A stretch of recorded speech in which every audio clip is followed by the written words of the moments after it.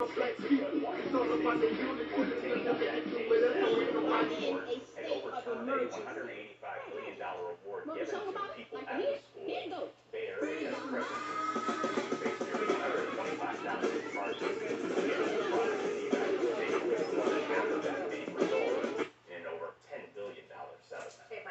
real. What do? Because I keep it real like that.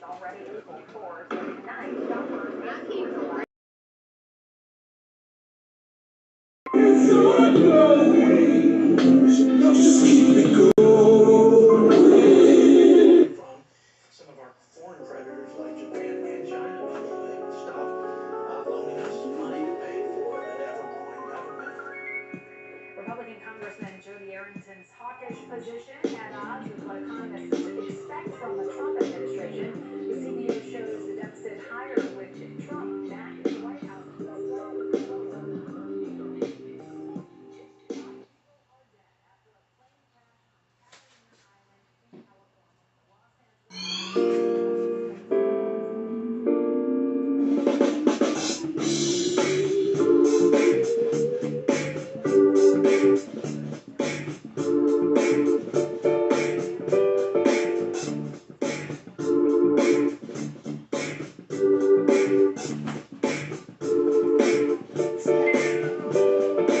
I am also your soul brother. Number one.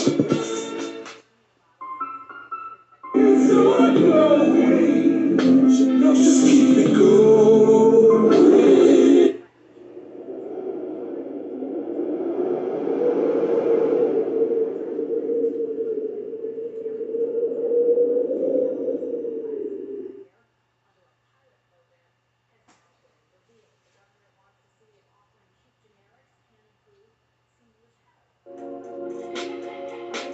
Everybody who is black and interested in black people, let us sit down and find out how we can get together in one direction against one enemy and accomplish this job overnight. When soul singer and black activist Sam Cooke wrote the lyrics to his song, "A Change Is Gonna Come," it was very direct and to the point. With some changes to it, the song was still digestible. In the year 2019, black folks continue to go through the change rather than direct the change. A community activist named Taalik Ibn'rad has made an appeal similar to what Sam Cooke was asking for. A change. It's said that the meek shall inherit the earth. We ask when. When will the landlords give the meek a free lease? Mr. Ibn'rad is humbly asking for the state of Mississippi. This is Dusty Basement Studios, and we approve of this message.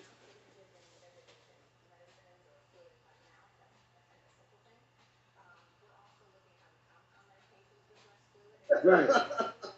Bro, you a genius. I ain't gonna lie. This is like, you was a genius. Actually, God, bro. Well, I'm their child. You know, we all their children. Yeah, but bro, you know, you your own, you different, bro. I mean, to think of that. I mean, bro, this is genius. Like, I don't just say stuff just to be saying it. Like, I swear to God, bro, you are really on something to come up with this. I don't know how you came up with this. But Charles Blow talks about the fact that if you really want black power, consider going into 6 states. Now, I'm going to combine this with what the Honorable Elijah Muhammad told us as it relates to get states that you control. And so when you look at the idea of returning back Louisiana as far north as Maryland, Alabama, okay, the Carolinas, there's a lot of black folk. Mississippi is the largest state of black folk. More black folk in Mississippi than any other state in the 50s. And so if we were to do that and go into our own, become our own senators, we would up the amount of black senators immediately, Congress people immediately. We would up, and by the way, when you run in the state, when you run in certain things, you don't have to ask nobody for reparations. They give you reparations. Something we can do. This is doable. The Mississippi campaign represents everything that you claim that you want. The beginning of an all-black independent nation. The ability to control your own resources. Your politics. The law. Be able to do your own thing for a chance. Create an economy. Create and produce goods that Africa or anybody on the planet would want. You think you don't want to do nothing. 3 hours talking about the Mississippi campaign.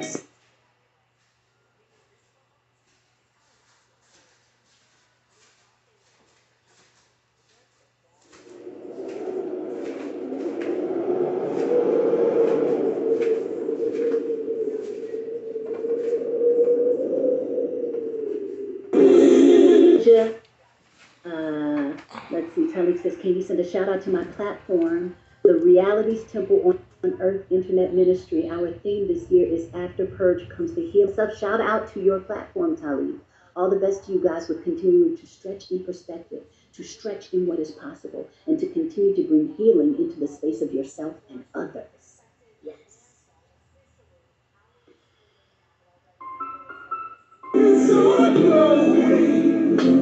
Just keep it going.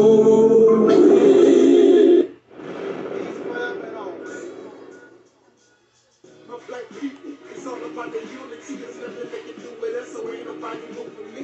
Like that, can we make it plain and simple? Bringing knowledge and fire at reality simple. Reality simple.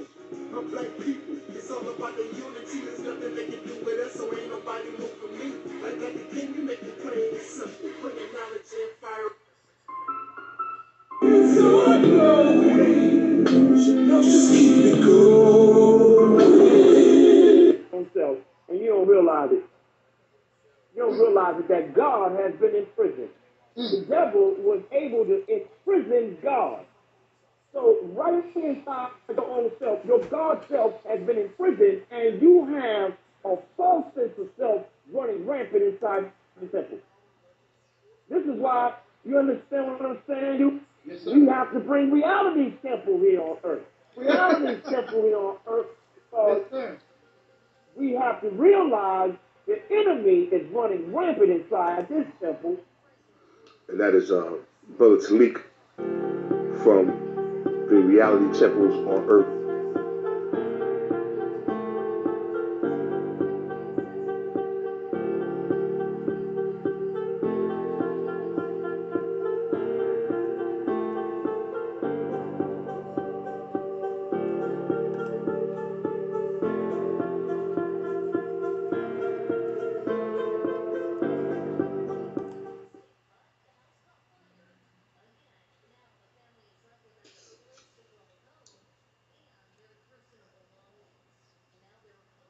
Are you there, brother? Yeah, we're here.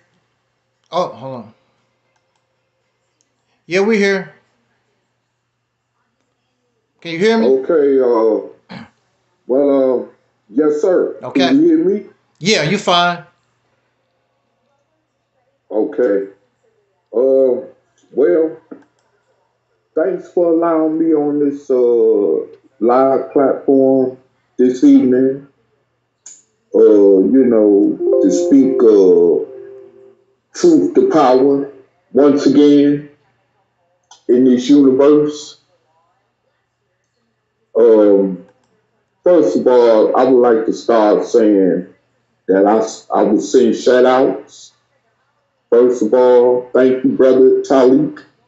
And I send shout outs to all those who are in the live chat section, listening and watching this live stream, and also to those of you on Facebook that may be watching this live stream, and those of you that will be watching it once it's posted after the live is over with. And yes, the topic is, do we come from families or do we come from the streets? That's the topic. Mm-hmm. And I'm gonna go right straight into it. You know, yesterday I thought about something earlier yesterday, and I was actually thinking about my own personal experiences with family. Well, I would say in my case, so-called family anyway, but biological relatives, which I usually would say. And I thought about my experiences. Now, I still talk to some here and there, or whatever, you know. I still talk to some, even on a regular basis. But, of course, like so many of us who came from dysfunctional, as we call dysfunctional families, in so many cases, I'm one of those people. And I would like to say that, you know,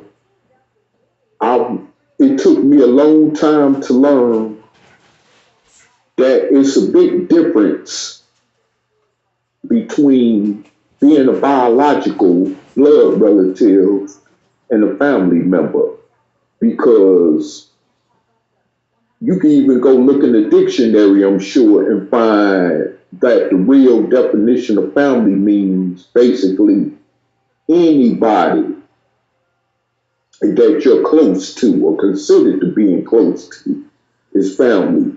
And that doesn't have to just necessarily be attached with a biological relative. And people, for some reason, have a hard time understanding this, you know. But needless here to say,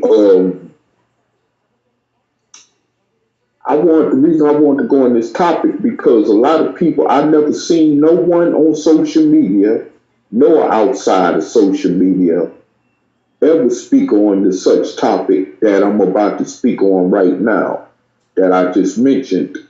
Because, like I said, I thought about, first of all, yesterday, how my own parents met.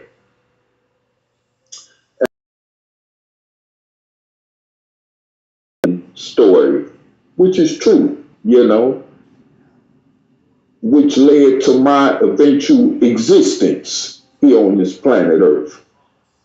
Now, I was born in Detroit, Michigan. And as you know, you got two famous known housing projects in Detroit, Michigan that was, of course, built in the 1930s. And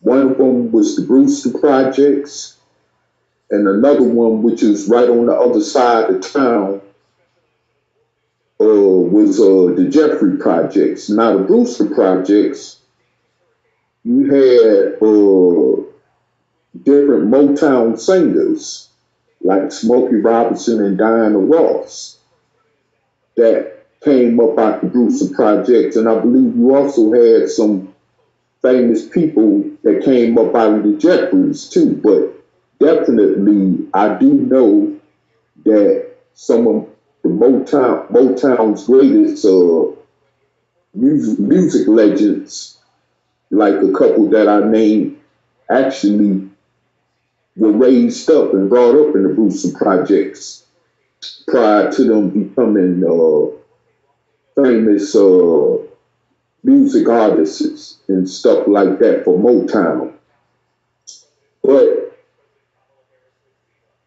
usually when people hear about the Brewster Projects, they hear about the Brewster Center because Joe Louis and another great boxer named Sugar Ray Robinson trained there, which was a recreation center for the local neighborhood, which was the Brewster Projects.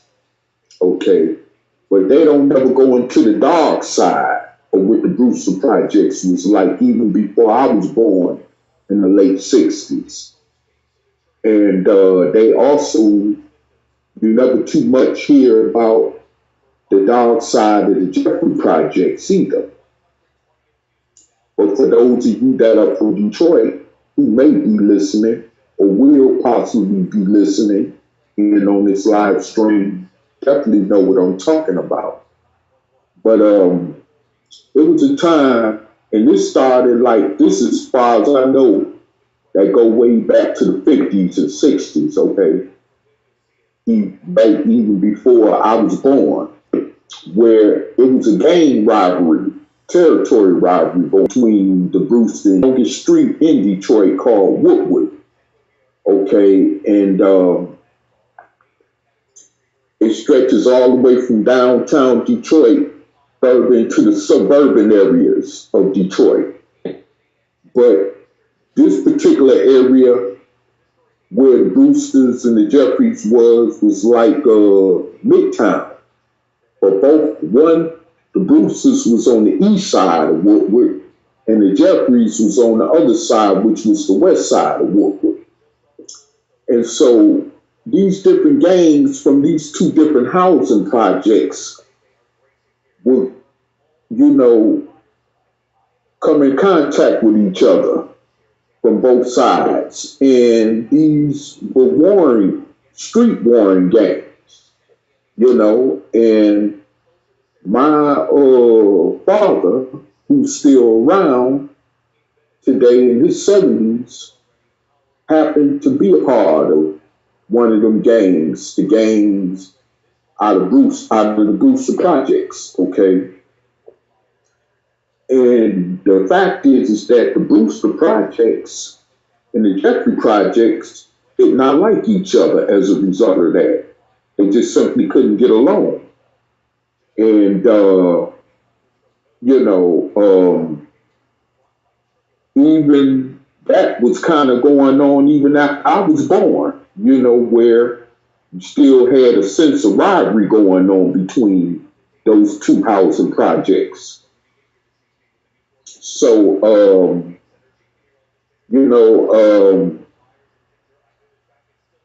I come to find out that my father and my uncle on my mother's side, my uncle, may he rest in peace,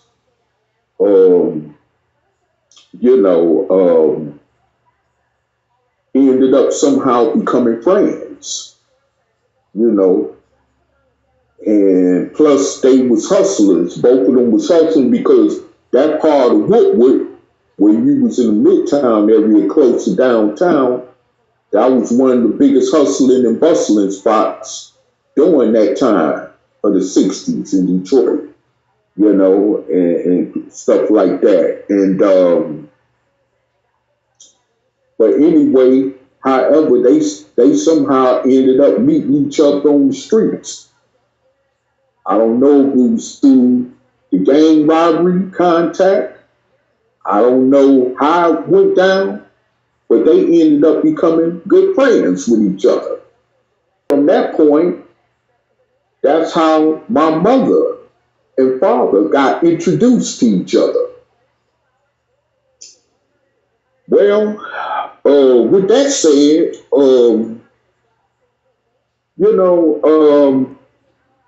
this prompted me to want to speak on this topic, because a lot of families end up, a lot of people with kinfolk connection ties end up coming from people that actually met each other from the streets. And so when people say that we come from families, no. What is the origin, at least here in America? I'm not speaking about nowhere else, but at least here in America, what is the origin of how the sense of families start coming about? Usually it's because somebody that met somebody in the streets, whether it was on the street corner, whether it was at a club, a shopping mall, whether it was at a church, or at a festival somewhere, or somewhere. They met each other. they met each other on the streets. They didn't like wake up and the person that they met on the street was standing right there. You know, they met them on the streets. And this is how many families end up being divided. Because, like in my case, my grandmother on my maternal side, which is my mother's side, did not really care for my father. She didn't like him. So, anyhow, after I was born, and throughout my life, as time went on, I ended up becoming involved in this some kind of way. And see, that's one thing I learned, that people should not involve a child in domestic or relative disputes like that, you know, a kind of way. You see what I'm saying? That child should not be involved in that, because see, that leaves emotional scars, physical scars, and even mental scars on that child forever, even up into adulthood. You know, and a lot of people don't realize this. And so as time went on, I started seeing the way that my deceased mom's deceased mother, may she rest in peace also, started acting toward me in a negative manner. And that was a result because of her feelings, her ill feelings or whatever toward my father.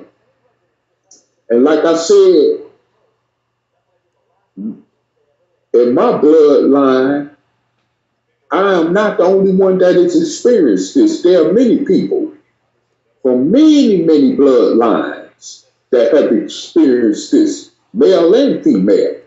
So I know I'm not alone in this. And they're still experiencing it now, like I am. And that's part of the point of what I want to go into, because when people say, once again, that you come from a family, you were born to a family, no. The root of it all started from the streets. Like I basically explained, you know, coming in on this live, giving you the rundown of what I'm really trying to say. And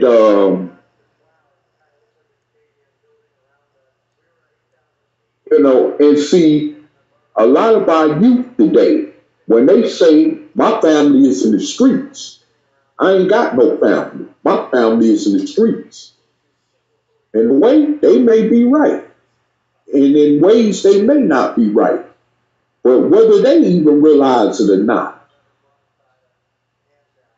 the roots of what you call a family tree starts from the streets.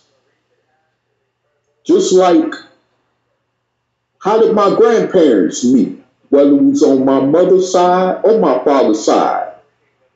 Now, black folks back during my grandparents' era, when they were younger, like that, mostly they probably met in places like churches or cabaret dance halls and stuff, because that's what people did back in the 1930s and 40s.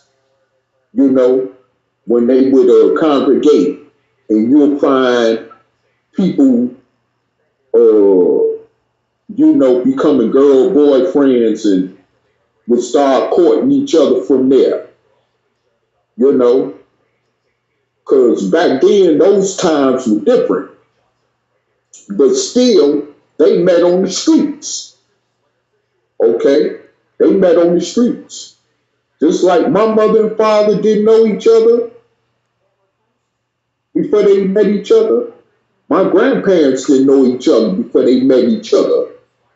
and ended up having my mother and father, including other children that they had, okay? So it still originated from the streets. So when you feel like you no longer have ties with a biological bloodline because of whatever unnecessary or unfortunate circumstances that have may taken place,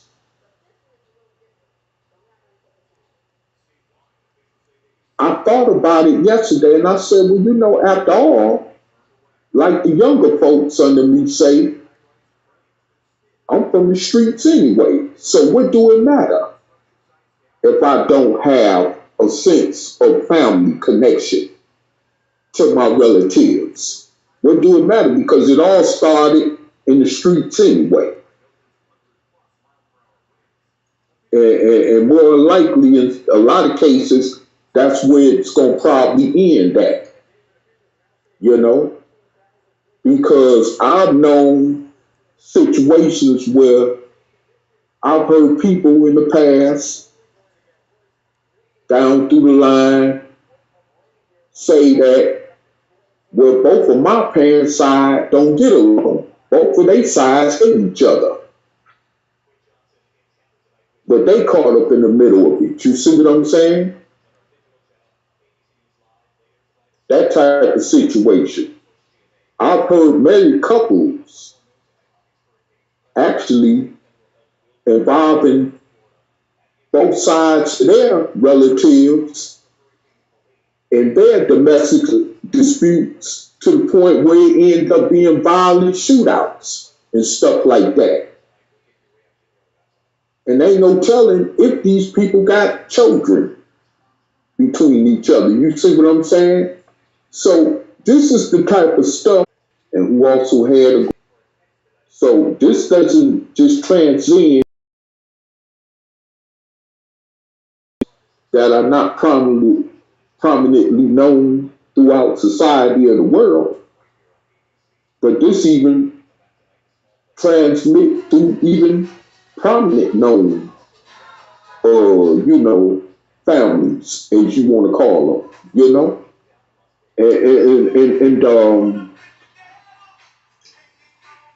you know, like my cousin was telling me some years ago, that before she passed away in 2022, years before that, she was telling me that in this little small town down in Tennessee where she lived, everybody was related to each other because you had cousins, you know, who was in bed with each other, laid up in bed with each other, having children and stuff like that. And so that could cause a very dysfunctional situation. And see, that don't even, and see, here's the thing with that. You already know this person because you know him as a relative, or you know her as a relative. Or you may have not knew her or him as a relative. You see, but at the same time, most of the time, children come about in this world is because relatives met on the streets, you know, and we all somehow, some kind of way came from the streets, whether we want to accept it or not, or whether we want to admit it or not. We all came from the streets into existence, you know. You know, you know, people want to make it seem like, you know, that the people that you're related to by blood is the only people you can depend on or trust. Because I was misled for a long time to believe that. That's not true. As a matter of fact, I've had two contrasting experiences that clearly woke me up to that reality that that's not true. Okay? And to this very day, I know it's relatives that if I needed something, don't even look their way before even asking. Don't even attempt to go up to their doorsteps.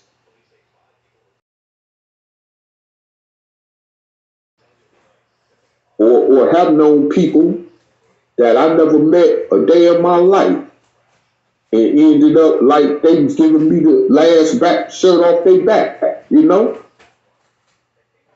Even through my earlier years of traveling as a younger man, people let me stay in their houses, in their basement.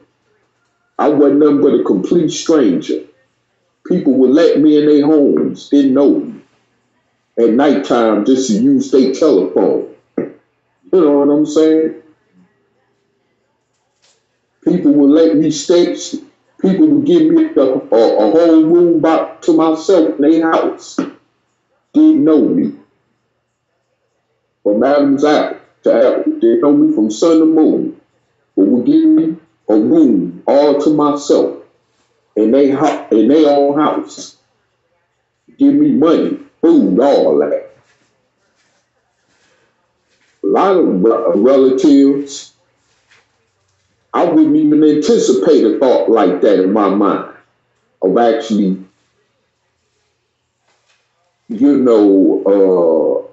asking them anything like that as far as help go, you know? And you might get your feelings hurt, even if you do approach them like that in some cases, you know?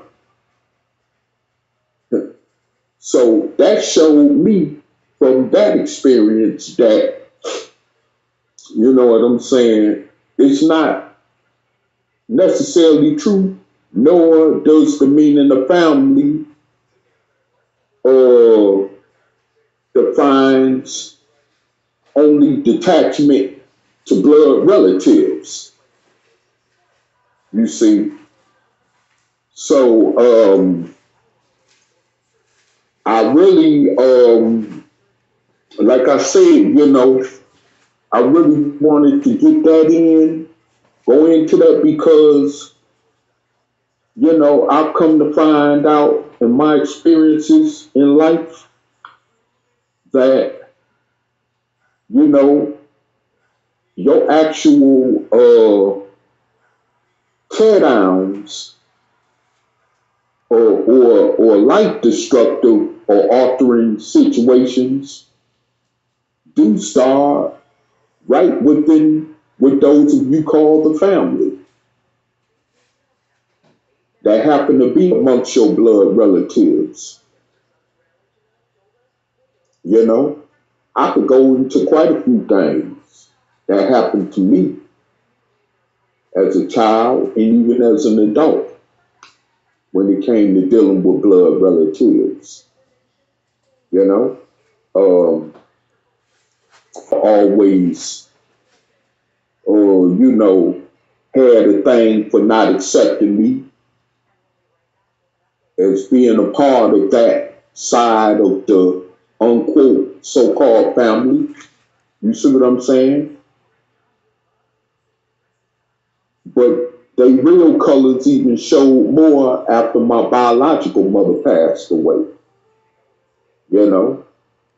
Especially when it came, I'm gonna just put it this way, you know how it is when people die and people want to start acting crazy. Now I'll let y'all figure the rest of that out. Because what's understood sometimes simply don't need to be explained. But when it came down to that, you see what I'm saying? That really showed me how much so-called family really cared about me. Like I said, I already had known to a certain point that they didn't, but that really, opened up more of a can of worms to remind me of that. So I remember years ago, my father, who's still around, as I said before, in his 70s, and he was telling me years ago, even when I was a younger adult, in my early 20s, he would tell me that family is something I don't need to worry about. I don't even need to be thinking about family. And at that time, when he basically told me that, I'm like, what do you mean? I'm like, it stayed in the back of my mind, like, what do you mean? What are you talking about? And today, I could see what he was talking about. My mother told me a similar thing, even after I got grown. She would kind of still talk to me as if I was that same little boy she was raising.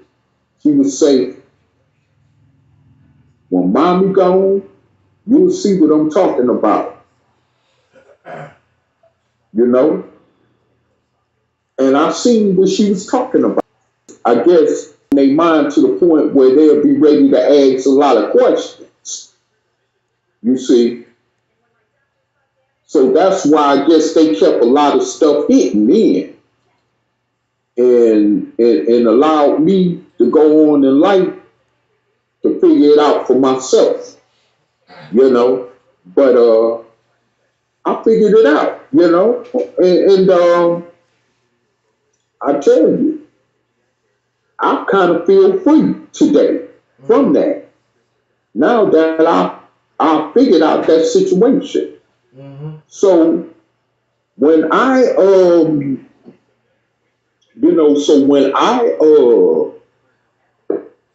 look back, even up to this point, and I see how it's overall affected my life, you know, even to the point of how it affects or how I deal with other people because of my own unfortunate experiences with blood relatives. You know, I say, okay, you know what? First of all, I had to learn how to survive starting at 8 years old on the streets, growing up in between two big cities like Detroit and New York, okay? So I had to learn how to survive even before I got into my teens. When I had to scrape and scuffle just to get something to keep food in my belly because of the lifestyle of my parents that was affecting the household situation. And I realized that, you know, although those that I started out dealing with in the streets, as associates and all that kind of stuff, I knew they wasn't my real friends or whatever, nor were they family, nothing close to that. And see, this is where these gang members get deceived at. Mm-hmm. When they feel like those that are involved in the same street gang as they are their family. But at the same time, you can find people on the streets who somehow will become your true family, will become your true friend. You know? Something, you know what I'm saying? Something that alone see, and even it ain't like just gang bangers. You'll find this among even other common street criminals, you know, who just had associates in the streets. You know, they felt a sense of family, hood, on them streets because they didn't get it from the home. And this is just not, relegated or restricted to our plight as, dark-skinned descendants of slaves born in America. This is even restricted to this is even applied to other ethnic groups, may I say, whether it's Caucasians, whether it's Asians, Hispanics, and the list go on, So this crosses all different demographics lines when it comes to stuff like that, but because we're so affected by this, and I'm talking about those of us who are descendants that come from slaves born in this nation, that's what I'm basically and specifically talking about, and whom I'm referring this topic as well to.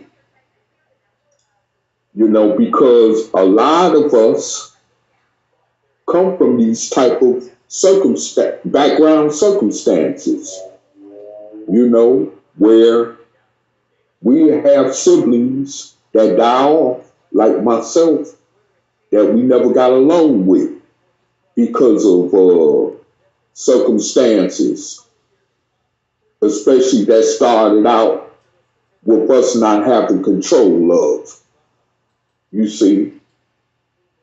And so,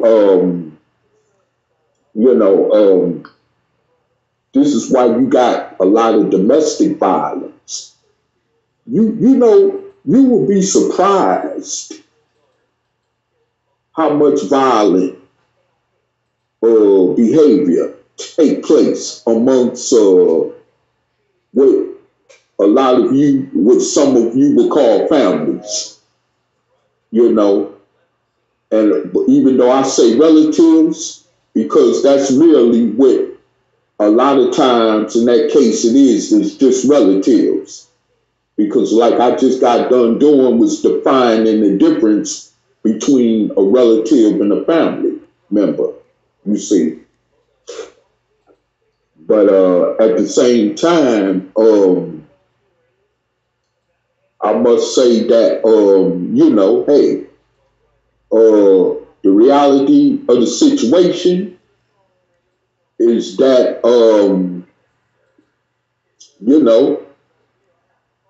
we're dealing with a situation right now,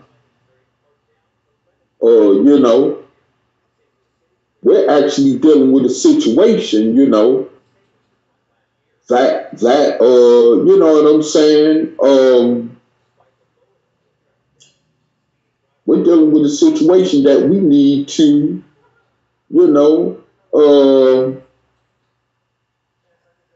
be very aware of, when it comes to dealing with each other and even our own individual selves, when it comes to the factors of reality check and all that, because this is what we're dealing with. Yeah, and this has a lot to do too with the act of this country.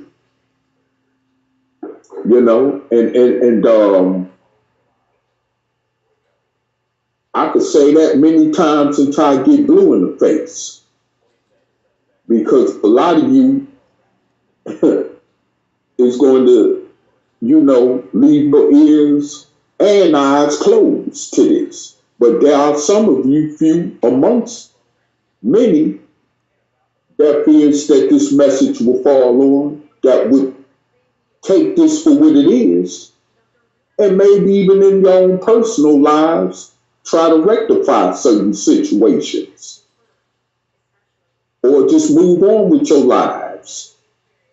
Go somewhere else, even if you got to change geographical locations. You see? And go and find your own families. Create your own families. You got millions of people that do that every day around this country and world, you know? So, I mean, it was just like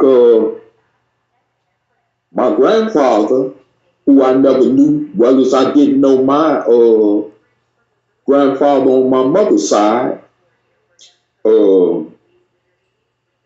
You know, actually divorced my grandmother on my father's side because of domestic abuse situations.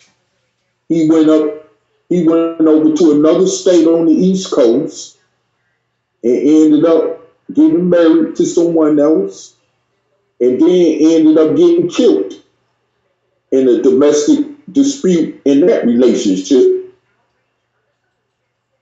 You see, but people go off and start families of their own every day.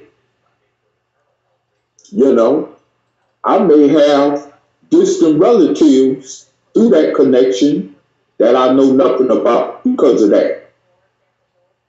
And see, all this derives once again from, you know, couples meeting each other on the streets.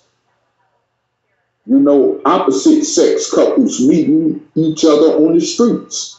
That's where all this starts from. And a lot of these couples that meet each other on the street, whether they say don't even have that real true love in their heart for each other. They just want to hop in their bed and do whatever they do. You see what I'm saying? You know, let's keep it real. And it's been going on, of course, for generations and generations ever since, you know, I guess mankind never stepped foot on earth, you know? But here's the thing, though. We must realize, whether we want to accept the truth of it or not, you know, I don't care how many videos we look at on YouTube about family, it is family that. People can tell you a lot of stuff. You got people paid like therapists, psychiatrists, who try to define the meaning of what family is. They'll just throw anything out there. They don't care. As long as they getting paid to say what they got to say. That's all that matters, you know. But the truth of the matter is that since you want to look at relatives all the time as family without asking questions and without further investigating and inquiring about certain stuff and situations, I'm going to say this. Your family started in the streets.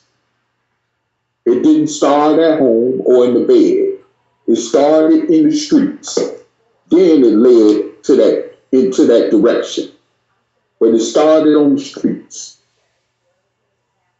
I met plenty or different type of women throughout my life, whether it was in the clubs, whether it was, you know what I'm saying, on the streets, shopping malls, wherever it might have been, you know what I'm saying?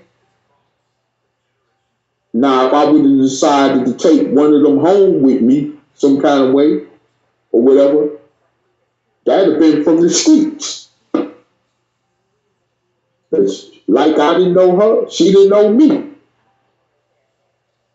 then all of a sudden now, you get other people involved talking about, oh, okay, you just started your family. Yeah, you may have started your family, if that's the case, but it started from the streets. You see, it started from the streets. And this is where a lot of us got to get out of that mindset, you know, about relatives. Or her, actually, a relatives. Yeah, man. you know,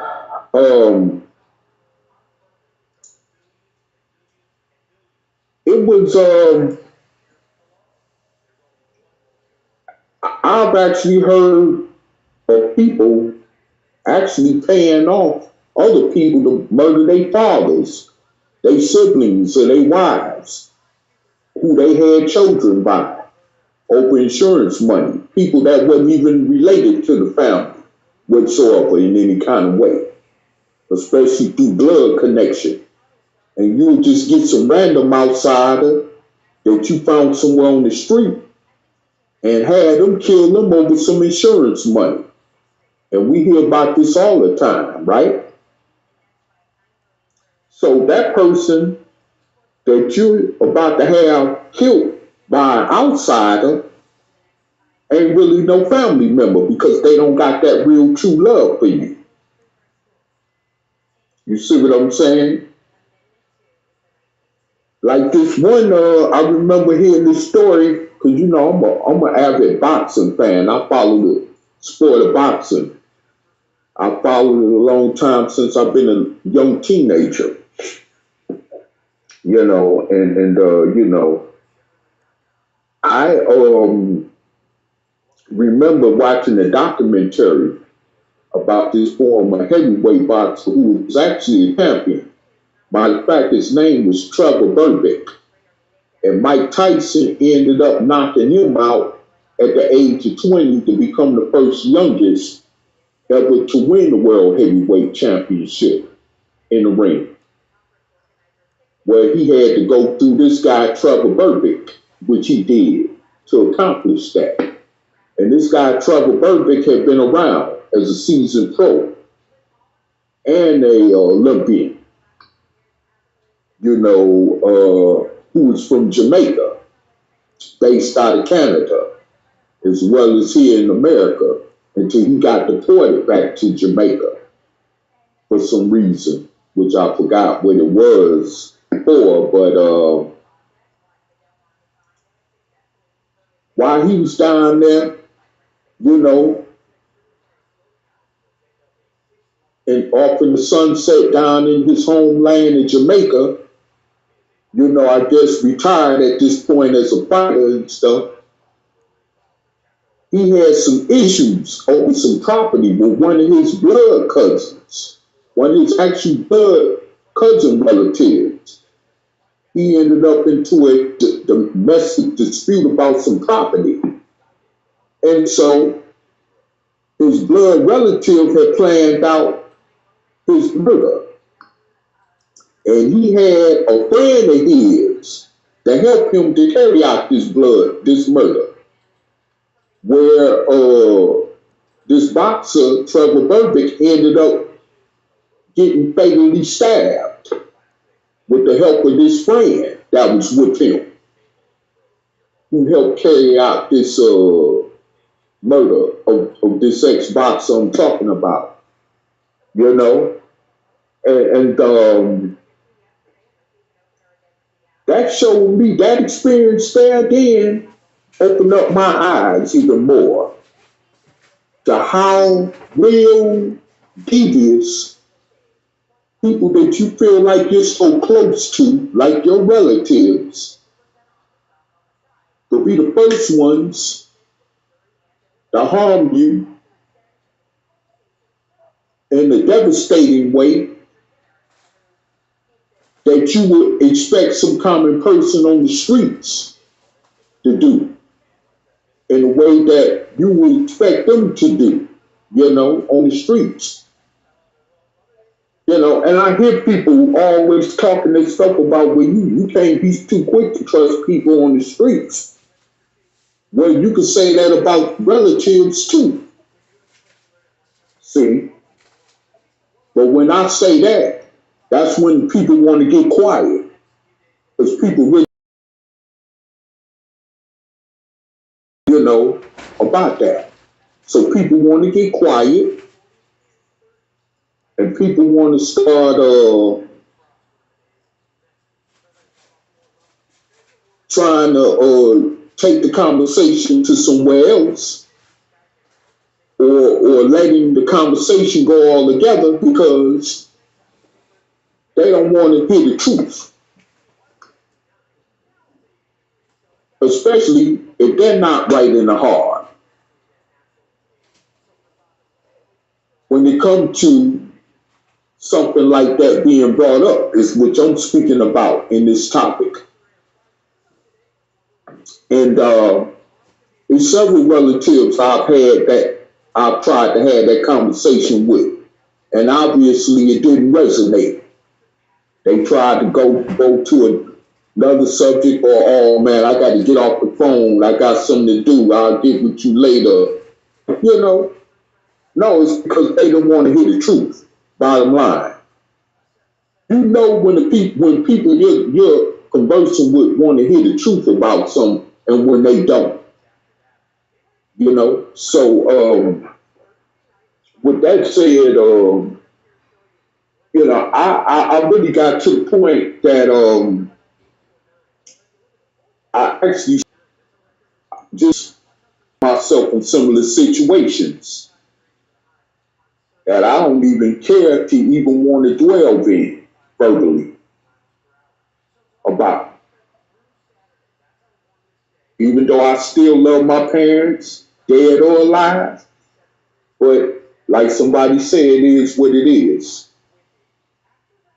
And we have to come to the reality sense of the situation that, man, we come from the streets. That's the bottom line today. Now, I know when I decided to hook up with Brother Angel Snup 7 to have this live, he decided he would let me go solo. But I am right now, because I don't want to get tongue-tied, so I am giving him the open invitation if he wishes to expand on this. And I'm going to, for a moment or few, let him have the mic, especially because on his platform. So, brother Taalik, would you like to shed anything on that you may know about?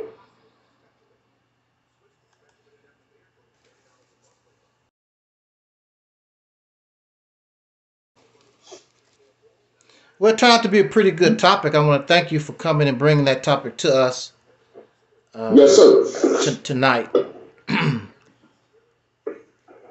I want to say before we go any further, usually we simulcast on Facebook, but I want to let everybody know that Facebook flagged my Facebook again, saying that I'm associated with dangerous individuals. You know, the bull crap again. Same thing.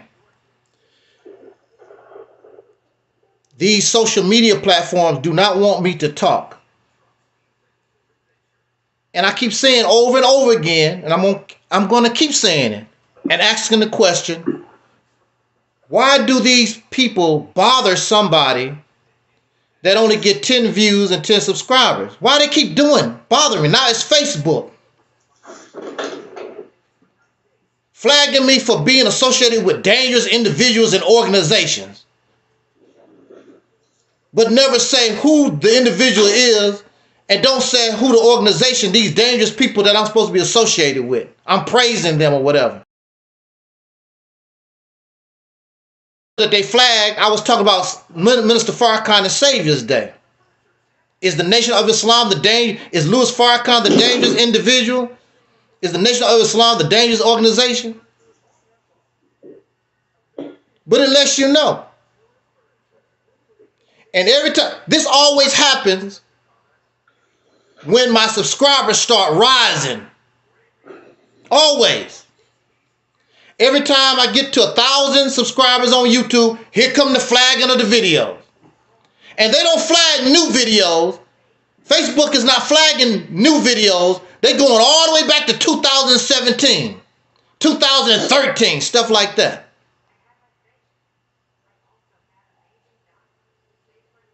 I don't know, it might not tell you anything, but it definitely tells me something.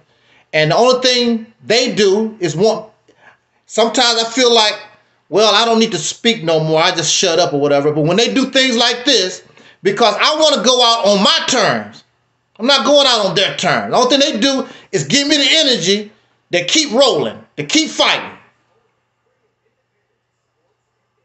You're not going to run me off Facebook. You're not going to run me off YouTube. I just keep making channels and keep them up because people going to find me. If people didn't want to listen to Angel Snuff Number 7, I'd give it up. I would just give it up. But apparently they want to hear my voice, regardless to these suckers. So I just want to say, I don't know how long this is going to last, or they just going to tear my Facebook down or whatever, but we're not simulcasting on Facebook. It probably would be a month or so before they let me live stream. Like I said, it's because the views start going up. I always tell you that the views on Facebook is higher than the views on YouTube. As soon as I said that, Facebook start flagging me.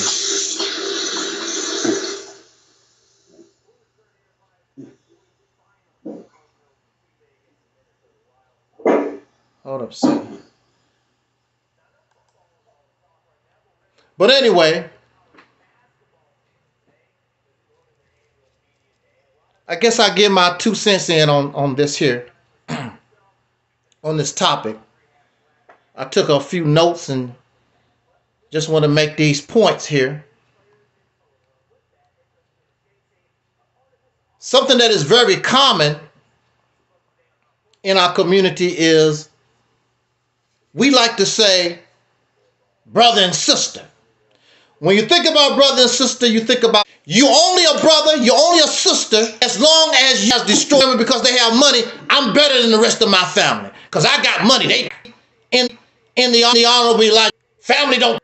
You believe somebody outside of you that you friends with in the Nation of Islam, or you some Pan-African, or that they are your new family. And those people will stab you in the back. They don't give a damn about you. Some of us, we learned the hard way. That's why we should have hundreds and hundreds of videos with people talking about how they were stabbed in the back by the Moorish Science Temple, by the Nation of Islam, these black or Pan-African garbage, whatever. They're not going to come out here and talk about it because they feel embarrassed.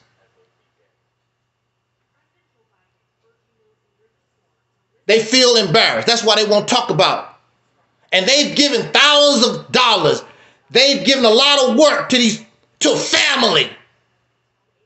When they can't use you no more, they kick your ass out the door. Because that's what it was all about to begin with. These people aren't your family. At least if they was your biological relatives, you might feel a little better. My uncle so-and-so did such and such. These people were strangers anyway. The only reason why you're a brother and sister because you believe in Elijah Muhammad, you believe in Marcus Garvey, you believe in whatever. They're not your family. As soon as that connection break, it's over. Family don't break regardless. Because we're family. I'm family. I don't care if you're transgender. I don't care if you're Christian or Muslim. I don't care if you're Republican or Democrat. We're family. But just like Taalib said, that's not our reality anymore. Family is a fallacy. It's very few people. I remember growing up, I used to see family. I don't see that no more. I remember when I was growing up, if you jump on one, you got to jump on all 10 or 12. Family. And they'll figure out whether you was right or wrong later. Don't jump on my brother. Don't jump on my sister. 12 people come out the house. Because you jumped on a family member. Whether it was right or wrong, we'll figure that out later. You don't jump on family. You don't see that no more. Unless, like Brother Taalib was said, unless maybe you're a gang member involved in crime. They don't play that. But we don't do that no more. After integration, because now They ain't nowhere to be around. Regardless to 9 years helping Farrakhan. What happened to me, these people clap. Family, brother, sister, they clap. They happy because you got cancer. They happy because you got hit by a car. They happy you was incarcerated. They happy at something bad happened to you. These are your brothers and sisters. They hate your guts because you don't believe in, not part of the garbage that they're part of. This so-called family. I found people, when I was driving trucks, I found a group of people that treated me more like family than my own biological family. And unfortunately, my incarceration destroyed that relationship because they didn't even know I was incarcerated. I just fell off the map. It would be years. It would be years before I was able to contact them and tell them what happened. But they treated me better and had more respect for me than my biological relative. So what is the solution? The solution, like we say here all the time, you have to create a different environment. Because this current environment is destructive. This current environment that we live in does not feed the soul. This current environment is sickness. And clearly religion and spirituality and all these things we believe in, they don't work. Because the people teaching that, even their circle is sick. They are part of the problem instead of the solution.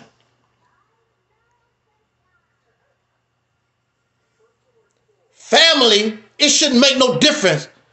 People are different. Also, skin color is still an issue in our community. You too black. You run your mouth and talk all this black is beautiful stuff. You really don't like black like that. That's a show. Because what they say, actions is louder than words. You ain't producing darker folks. Y'all get together and you find yourself another lighter skinned person and you keep producing lighter skinned children, not dark skinned, not black folks. So that's a lie. That's false. And who do you follow? Who's your leadership? It's always a lighter skinned person. It ain't nobody black. It ain't nobody melanated. You look at these people, where your melanin at? The main ones talking all this melanin stuff, light skinned folks. Where your melanin at? And when they get angry, the real them, who knows how many times they have called me, they slip. Ooh, you black son of a. Then they have to make up an excuse. Well, I don't mean black. They have to try to explain. No, you don't like black like that. Because you're trying to insult me. And you're using the word Angel Snub 7 as a black this and that as something derogatory. Something to humiliate, something to shame. You don't like black like that. Why don't you say angel is an angel?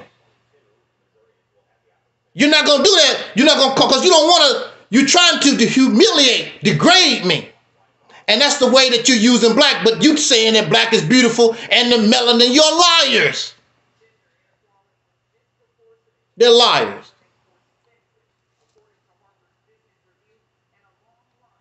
So what is the solution? A different way of thinking. We have a problem with trying new things. We loyal to old stuff.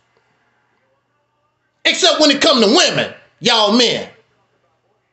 Well, I've been there. That's why you got to have all these women. Because you get bored with that putty tat. You get bored. I need different putty. I need a different stuff. But when it comes to these religions and these ideologies, you loyal to the same old crap over and over for thousands of years. Hundreds of years. Go on Facebook, go on YouTube. Only thing they talking about, something that happened 30 years ago, something that happened 100 years ago, 5,000 years ago. The Nation of Islam, 666 trillion years ago. Always some old, outdated crap. Minds never open to new ideologies, new way of looking at life. The reason why a lot of animals, insects, and life on this planet, the reason why many of them are still here, because they change. Because the earth don't stay the same. The way the earth is now is not the way it was 666 trillion years ago, or 50,000 years ago, or 2 million years ago. We're not a village, and we're not responsible for our children. We are putting the lives of our children into the hands of individuals, two people, mommy and daddy. And that system is not working. And that system is based on vanity. My blood. Nature don't give a damn about your blood. When you die, you're going to be forgotten.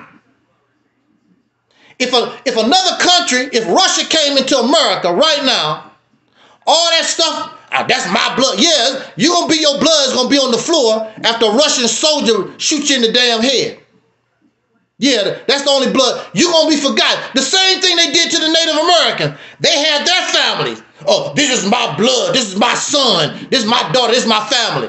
When the Europeans came here, they don't give a damn about that. Who knows how many burial grounds? You could be living on an Indian burial ground right now. These people came in here, tore all this stuff up. They didn't give a damn about the bears. They didn't give a damn about the crocodiles. They didn't give a damn about the Indians. This is mine now. Tear all that up. So what happens to your blood? I'm doing this for my blood. Nature don't give a damn about your blood, individual blood. And then most of y'all, you have not even produced your own legacy. Your legacy really is the white man's legacy. You still carry the white man's name or the Arab's name or some other man's name. You did not create and do your own thing. So that's not your legacy. That's not your blood. All thing you do is carrying the legacy and the history of another man. So it's not yours anyway. Because technically, you're still in a slave position. You are physically free. Well, actually, you only have privilege. You're not free. You only have privileges in jail. Because as soon as you get out of line, the people that run the prison will correct you real quick. So in Africa, there's a proverb. It takes a village to raise a child. In some animal species, birds and some mammals, all the babies are raised by the whole family. In some species of animals, you don't know who the parents are. The babies will never know who mama is, will never know who father is. The whole group raised the babies because that's my family. So no male can say, well, I can't do this for this one here because that's not my son. All of these are my son. All of these are my daughters. But see, in our system, how we roll right now, Taalib is not my biological son, so I can't treat him like my biological son. That's how we're treated right now. So Taalib would be homeless, a young man wandering the United States with no father, without no mother, because the village is not a village. The village is not a family. You got a young man, a young boy, We sit here and let this young man roam the streets. But see, if we was family, none of our children should be on the street. None of our babies should be victims of sex trafficking. None of our babies should be in foster care. None of our babies should be in an orphanage. Because that's family. But, oh, that's not my biological family.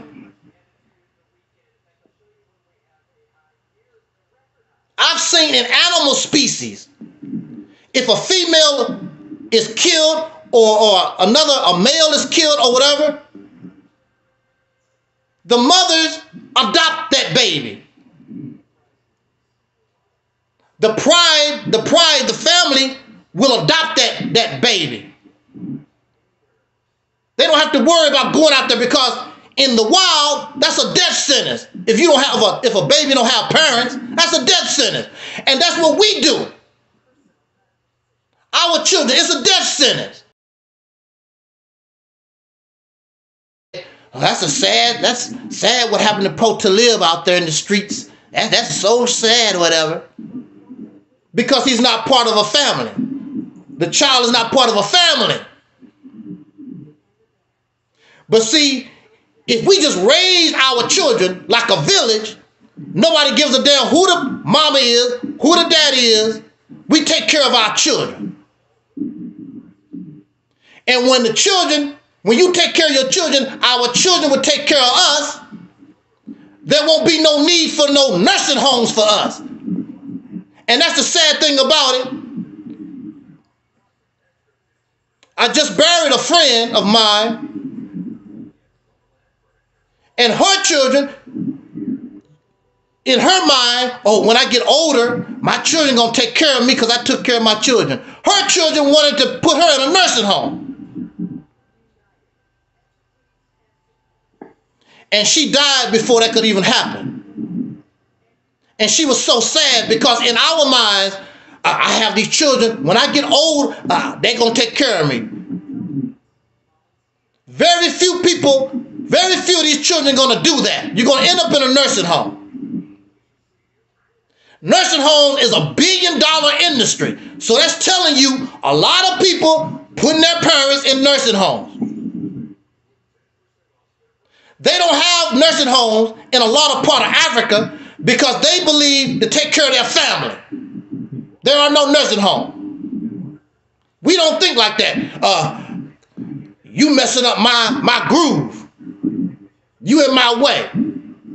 I don't want to mess with no sick person. But our parents was there, many of them, they was there to wipe your nasty butt. They fed you, they clothed you, many good parents.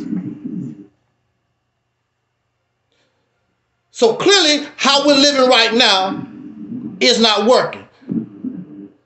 If we adopted our children, there would be no gang members. There would be no drug addicts because we take care of our children. That we wouldn't give them opportunity to be exposed to street life. Because that's my boy. That's my child. But we just like Brother Taalib said here, and I noticed that this subject is very important, and it's something that's close to his heart. Something that he wanted. All of us should want that. But it's not our reality because we're sick.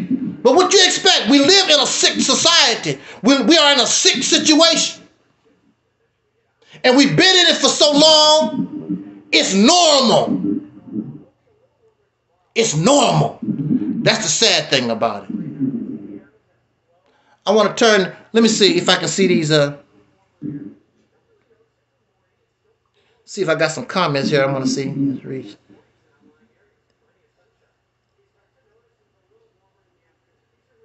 Anyway, I can't really see though the comments. I'm going to turn the mic over to Brother Taalib. All righty. Yes, and I would like to piggyback off a couple things we heard our brother Taalik speak about. See, when people say that ain't my mama, that ain't my daddy, that ain't my brother, that ain't my sister, that ain't my cousin, you know, a lot of them, when they saying that, they actually lying to themselves because they actually don't care about their own biological relative in a lot of cases either. Well, as they don't care about those that are not kin to them. See, and you know what? What I know now, if a person was to say something to me about, oh man, that ain't my kin, he ain't kin to me, she ain't kin to me. Just like many people thought about going back to when George Floyd, Michael Brown got killed by the racist cop, or Ezel Ford got killed by a racist cop, or Ed Gardner got killed by a racist cop, or you know what I'm saying, Breonna Taylor got killed by some racist Caucasian police while she was in her own apartment minding her business. You see what I'm saying? Right.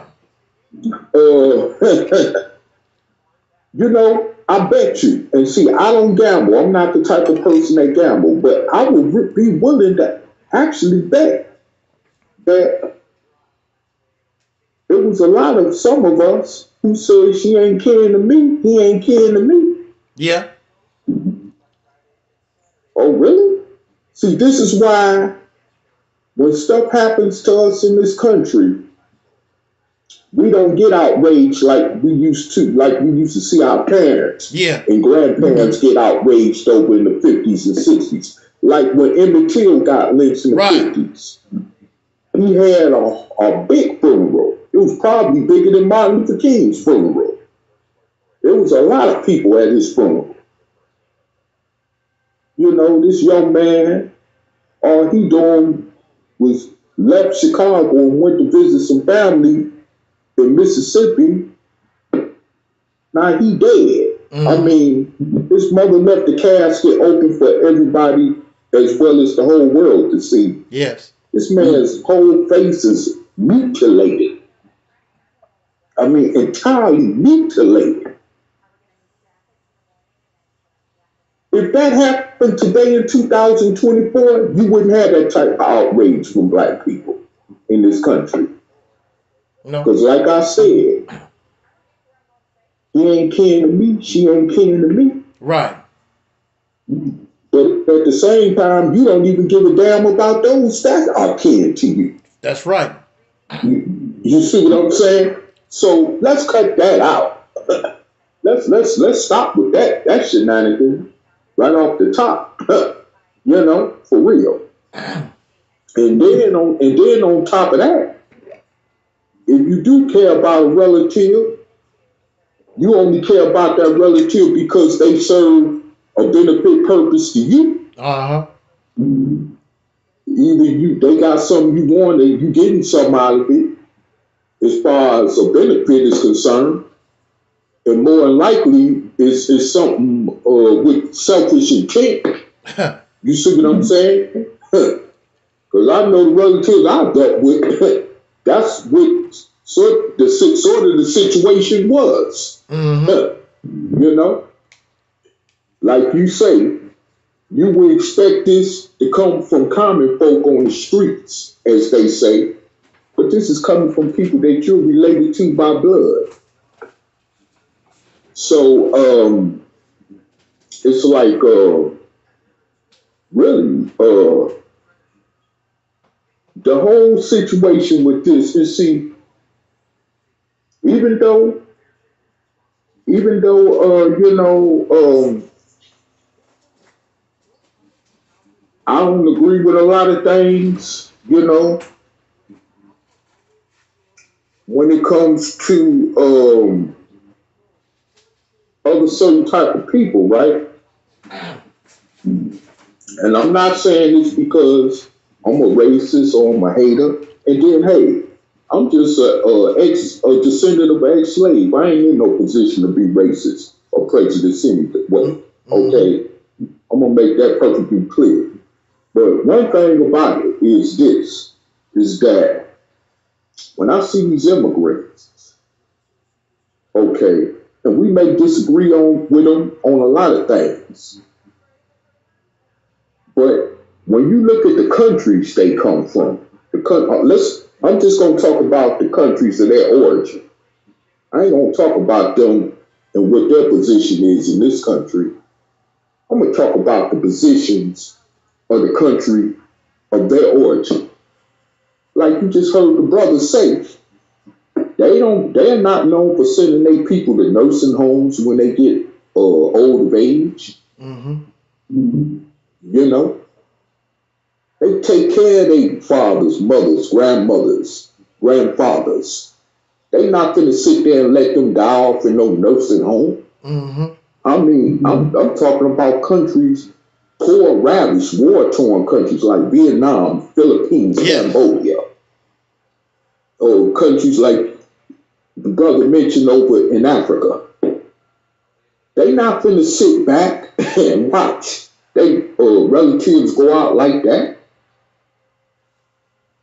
I know in places in Southeast Asia right now, little islands, which you normally don't hear about. That's not as popular as some places in South Asia is, like Thailand, Vietnam, places that you've heard of. But they got islands in that regional part of the world where people actually raise their children like a village. Mm-hmm. Everybody work together.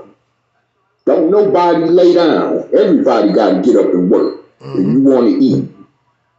They might not do it the way we do it in America. Everybody work together. As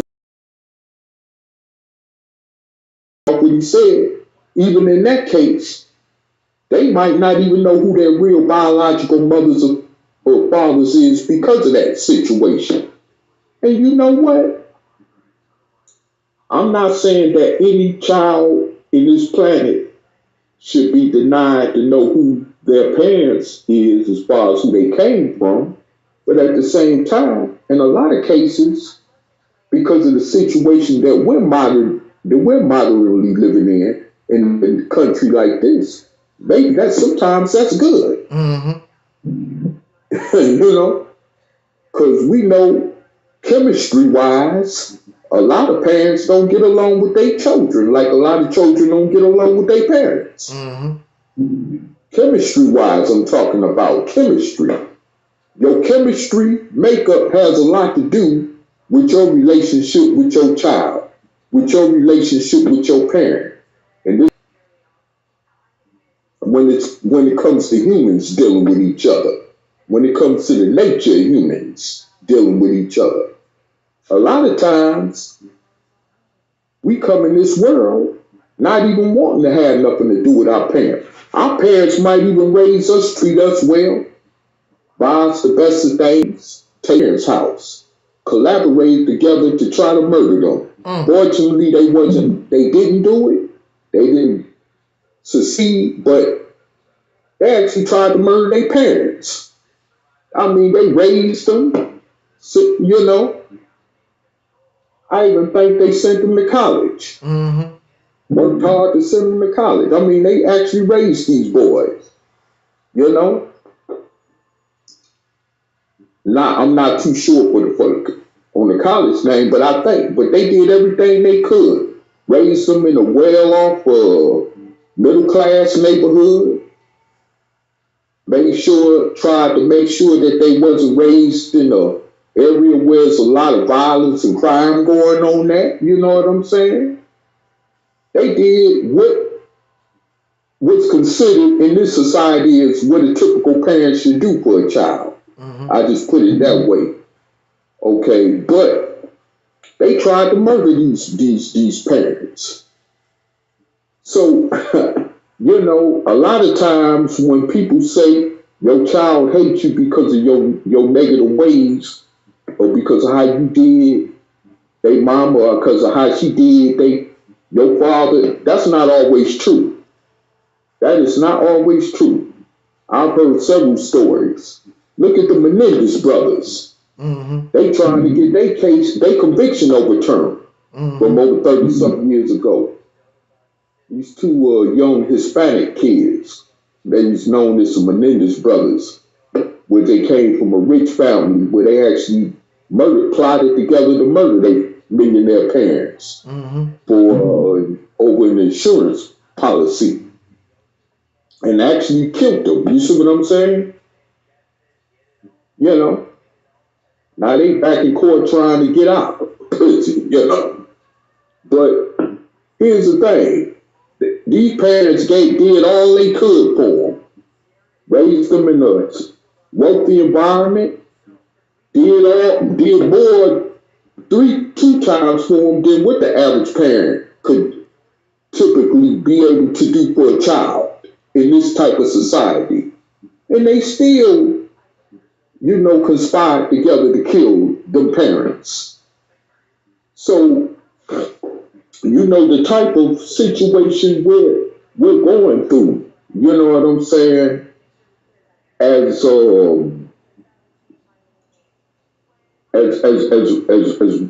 you know, when it comes to so-called family, in this type of society, people really got it wrong. You know, or you got to depend on your family. Immigrants years ago. That ain't always true. But see, from their perspective, because of the different Asian Americans start realizing the reality of when it comes to that thing called family, then some of them wake up. Because I've actually had some immigrants or people from other countries tell me how their families or relatives messed over them. And more than likely it's after they got to America. You see what I'm saying? Yeah. So yeah, you know, it's like you know, this thing called family don't mean nothing. You know, now I'll probably be worshipped like a god among my relatives. No doubt. I don't care if I was a homosexual or LGBTQ, one with that kind of money, you see what I'm saying? They'll still worship me like God.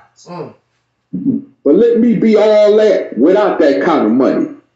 Like the brother was pointing out earlier, and see what type of reception one get from their own relatives. Oh, we can't claim him. Oh, he a homosexual, she a lesbian.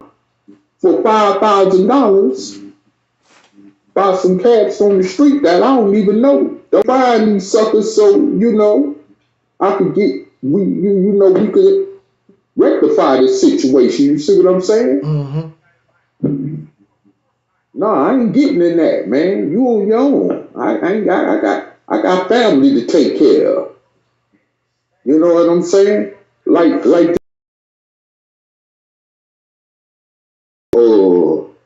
I ain't gonna give out their identity, you know, because of anonymity purposes, so I'm gonna respect their anonymity. You know, since our grandmother died, you know what I'm saying? But make the long story short, you know, when I got that type of response there, and then you had this other fake so-called cousin of mine, right? Now, this Negro, and he done me something wrong too. This Negro, you understand, and whether I played a part in it or not, the way I did, he had no business doing what he did. But here's the thing. Because I stopped paying him rent, he decided to have somebody else rent the spot that I was renting, right? While I was staying in his basement, right? Before he had to get a house up in foreclosure anyway, during the time of the 2008 housing crisis, right? He was one of the ones caught up in that, right? So anyway, now, prior to that, a couple of years before that, he had some random cat off the street, I guess that he met through his brother or something, right? And this dude was actually smoking crack himself while he was living there, right? And so that month, I happened to be staying there during that short period of time before I had ended up moving back over there, right? Due to some circumstances.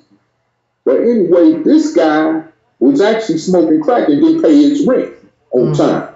So this same so-called cousin gonna come ask me my opinion about what should he do about this. And I'm like, dude, he ain't paying you no rent. You know what you got to do. You know what I'm saying? You know what he did? He talked to the guy and decided he was going to give him a chance and let him stay there longer. But soon as I stopped paying, and I think he said that wasn't the only time he been through that with him. Okay. I don't know. I don't remember all that, but I do know that one time he let him slide. This dude wasn't no type of kin relative. You see what I'm saying? And he just let him just slide. You know, he gave him a pass, as they would say on the streets. He gave him a pass. You see what I'm saying? But he didn't give me a pass, and I'm supposed to be his flesh and blood kinfolk. You see what I'm saying? And plus, come think about it, he was charging me more rent than he was charging me. And I'm like, giving this a time not to forgive. It's a certain things, okay? That's just the kind of heart I got. Even if it comes to some people that are relatives that have done me wrong.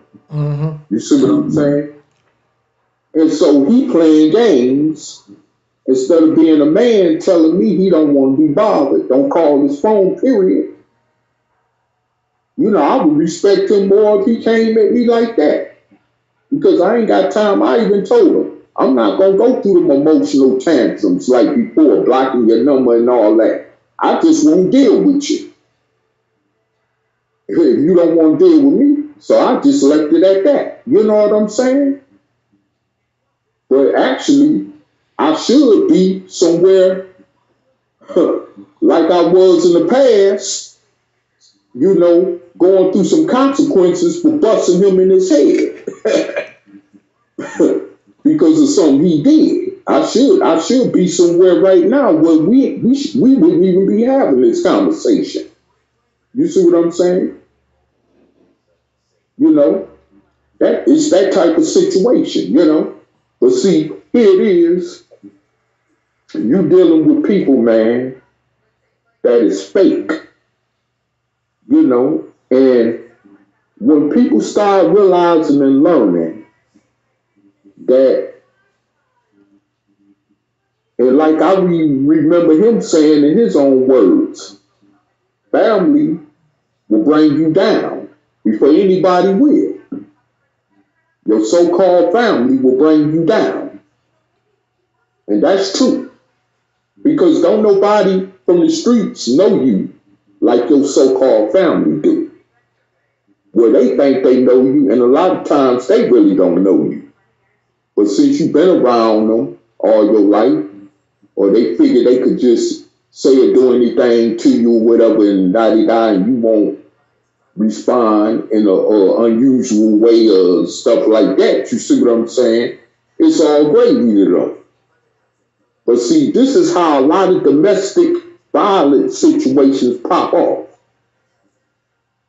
You know, I've heard the children actually killing off whole families in the household. This one day, I guess they had enough of whatever the case was. I don't know the whole situation, and just shot the whole family up. You see what I'm saying? Or when they murdered their mama, their father, their cousins, their sisters, their brothers, all that. See?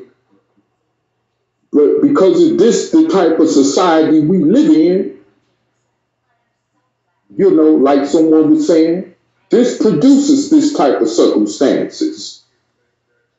You know, this actually produces this kind of circumstances because you're first of all, you playing mind games with people, and number one, you playing with people's feelings, okay? And whatever you feel or think about them is one's prerogative, okay? But if you feel like you don't really like them or care for them like that, why just do the simple thing, walk away, leave them alone? But unfortunately, a lot of folks ain't got, you know, the courage to do that or the sense enough to do that. You see what I'm saying? So they'll rather push a person's button to the point to see how far they could go. And a lot of times it'll end up backfiring.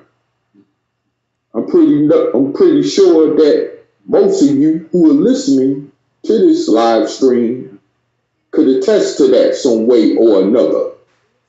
You know? And it's like, man, you know, the way it's coming down to now, where you know, hey, you know, even your parents, you know, who say they don't claim somebody because they ain't their biological son or child, like I heard the brother speaking on, you know, it's like a lot of times they don't care nothing about that biological son or daughter they got. And what they do is, instead of manning up and being responsible, even if they got to pay child support, they help take care of that child, they help broaden the world, they go help somebody else take care of their child. That ain't even theirs. You know? And see, that part I don't agree with. How is you gonna help somebody that you in another relationship with take care of a child that ain't even yours? You need to be leaving that responsibility in the hands of the other father who actually supposed to be fathering them children. But you will abandon your own biological seed and do everything in the world to take care of somebody else's children. And then when that backfire in your face, because the father of that child don't like the ideal that you all in their children's life like that, now it's a big conflict of interest. Now somebody got to get hurt or even possibly die.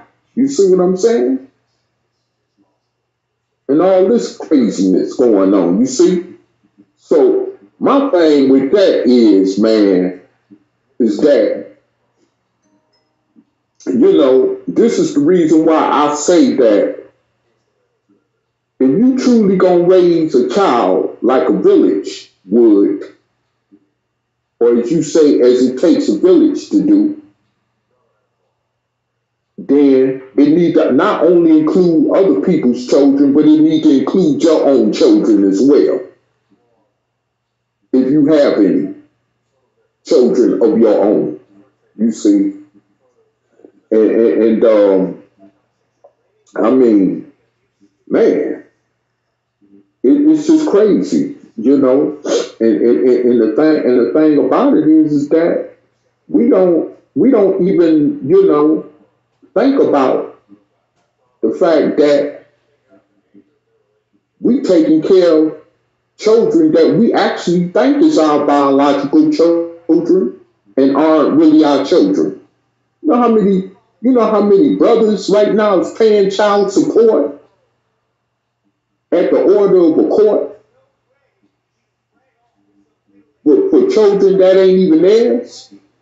And if they stop them child payments, they end up getting locked up. Like I heard about a brother in my hometown. He was paying child support for years that this woman claimed was his child too. And come to find out, finally he had got a blood test done. He found out that wasn't his child. And so he refuses, continue on paying that child support money. And they locked him up for 2 years in prison. But of course, he made his way back to court on appeal. And, due to circumstances and technicalities, they got that overturned. And he didn't have to worry about that no more. But the fact that he had to go to prison over it, period, even seen in the news, more than likely. Where you will find people, once they found out that wasn't their child, and they stopped them child payments, and the folks wasn't trying to hear that, even if they proved to them that they wasn't the actual biological father of that child. They still, said, well, we got to go on and lock you up. That type of situation. And then they got to figure all this out in some prison law library just to try to fight their way up out of incarceration over something rightfully that they shouldn't even be incarcerated for in the first place. You see what I'm saying? So, I mean, it's really crazy, when you actually think about the whole circumstances of the situation, and what's going on when it comes to this family thing. It's not real. Not in the society that we live in. It's just not real. And like I heard another brother just say on this line, that a lot of times when men lay up with these women, they go from woman to woman anyway, even after they done had children with this particular woman. If they've had children with this particular woman, they go from woman to woman, and stuff like that. So that's not being family. In order to establish the principles of a family, first the love, it got to come from the love in the heart. And if you ain't got that love in the heart, that unconditional love in the heart for someone, especially that you helped brought in the world, then that's not a family member. That's just a relative. As a matter of fact, even though y'all may be connected by bloodline, but that's really somebody from the streets at that point. Because I've heard a lot of people say, I don't even know my father. Even if I seen my father or mother, I don't know them. If I seen them on the streets, I wouldn't know them. Have you ever had those of you listening right now, throughout the social media sphere audience, would y'all actually, I know y'all have actually probably heard that many times coming from people's own words, that they don't even know some of their parents. Some of them don't even know their parents, and said that they wouldn't even know them if they seen them on the streets.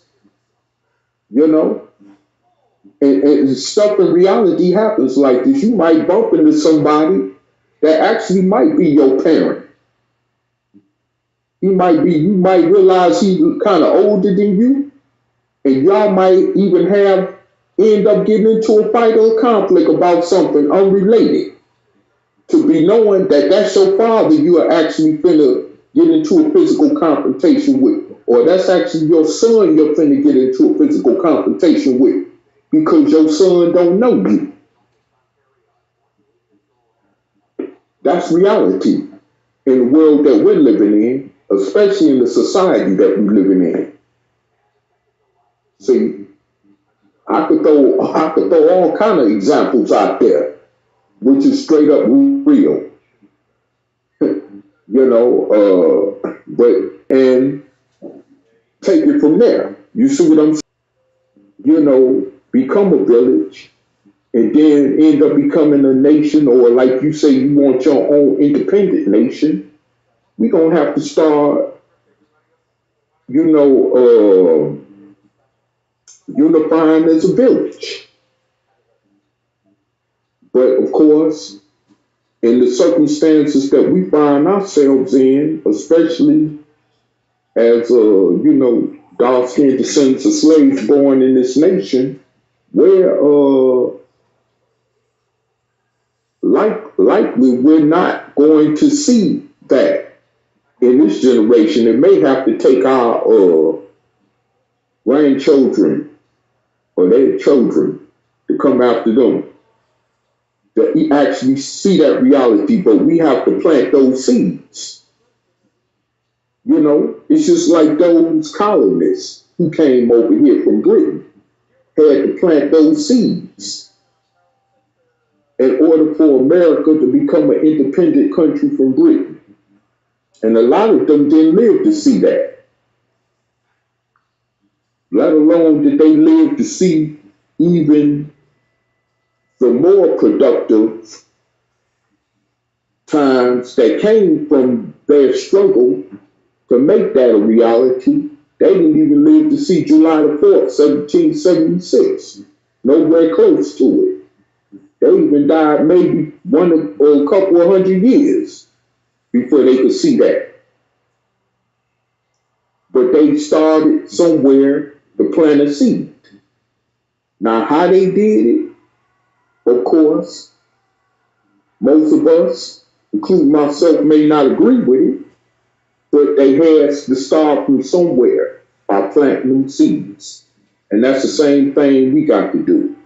Not in the exact way that our oppressors did it, but we have to do it in a way that's going to be harmonious and coexisting for everybody involved. You see what I'm saying?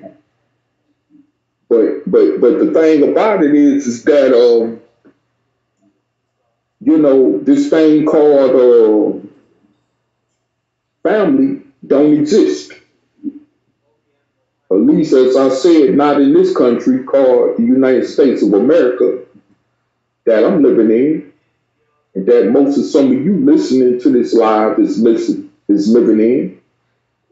And whether you want to accept the truth deep down in your heart, deep down in your soul, you know that I'm telling the truth. Because some of you come from similar circumstances that I come from. Maybe not the same exact circumstances, but similar, and even to some point, close to the same circumstances that I come from. You see?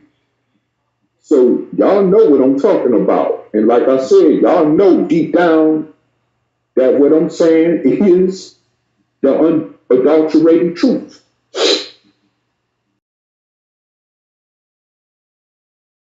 We just gonna have to start accepting this for what it is. And if we don't, we gonna continue on existing like we do, with nothing but division.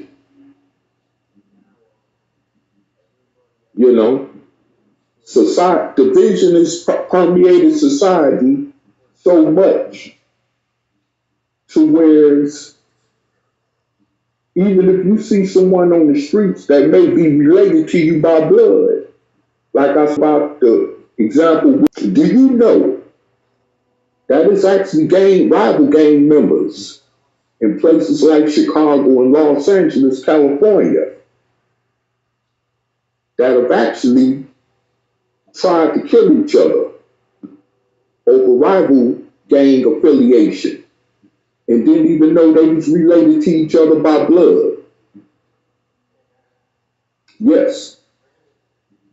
We got people that are in the Crips, gangster disciples that will actually kill each other, whether they wearing their hat tilted an opposite way or whether they wearing different color of clothing on their bodies, but actually be ready to kill each other over something like that and don't even know that they're relatives. this is the type of situation where we're in. I've actually heard of brothers in prison, actually incarcerated in the same prison, stabbing each other. Actually, I remember this one guy. He didn't help raise me, but I was around him somewhat when I was a young child, and my aunt used to mess around with him, you know, and one of my aunties who's now deceased, may she rest in peace, used to mess around with him. And they used to call him twin because he had a twin brother. So they called them both twin. Well, both of them ended up in prison. And they was in the same prison. And one twin killed the other twin. You see? In prison. Not this didn't happen on the street. This happened in prison. You see what I'm saying? So, you know, the thing with that is, man, is that, you know, this thing, as far as division, when you dealing with those that are related to you by blood, kindred line, is very complicated and very serious when it comes to the dividing nature behind it. You know, I remember a while back hearing about two brothers in my hometown in the local news there getting into an argument and one killing the other brother. It was probably over something that wasn't even worth arguing about. You see what I'm saying?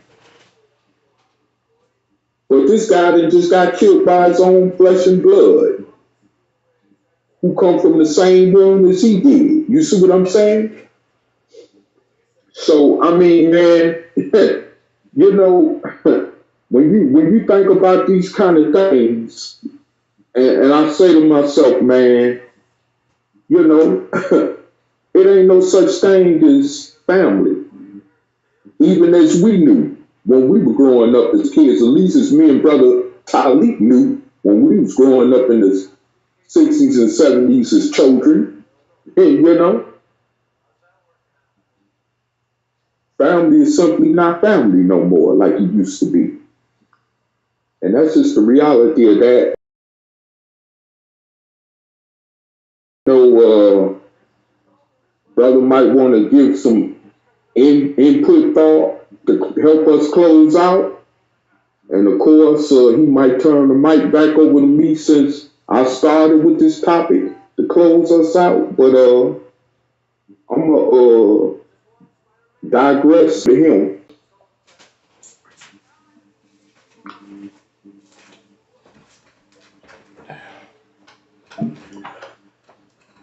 No, well, it's almost 2.5 hours, whatever. Okay, we got a shout out to IMGA Forever. He says, peace, brothers. It all starts at the foundation of home base. We've been systematically displaced as a so-called family system. That's IMGA Forever. Okay.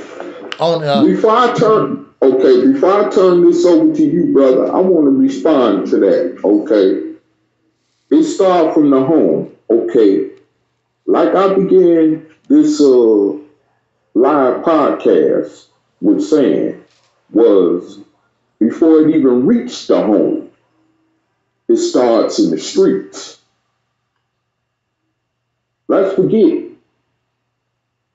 these people that decided to get together to have a union by helping to birth children in the world, which can be a part of starting a family if it's structured like that, as you say, in the home, didn't meet in a home. They met outside somewhere in the street, Probably at some strip club or something. Probably at a after-hour club or something, or at a shopping mall, like I said before.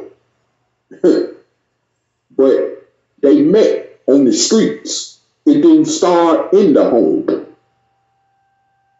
If you go back earlier to what I said, and even once this video is posted, when our live shuts off, you will see how I basically chronically organize the topic by implicating that before the situation reaches the home, or perhaps the bedroom as well, since we want to talk about the unquote family, not a situation like that. I said that we must understand and realize that we started this situation on the streets.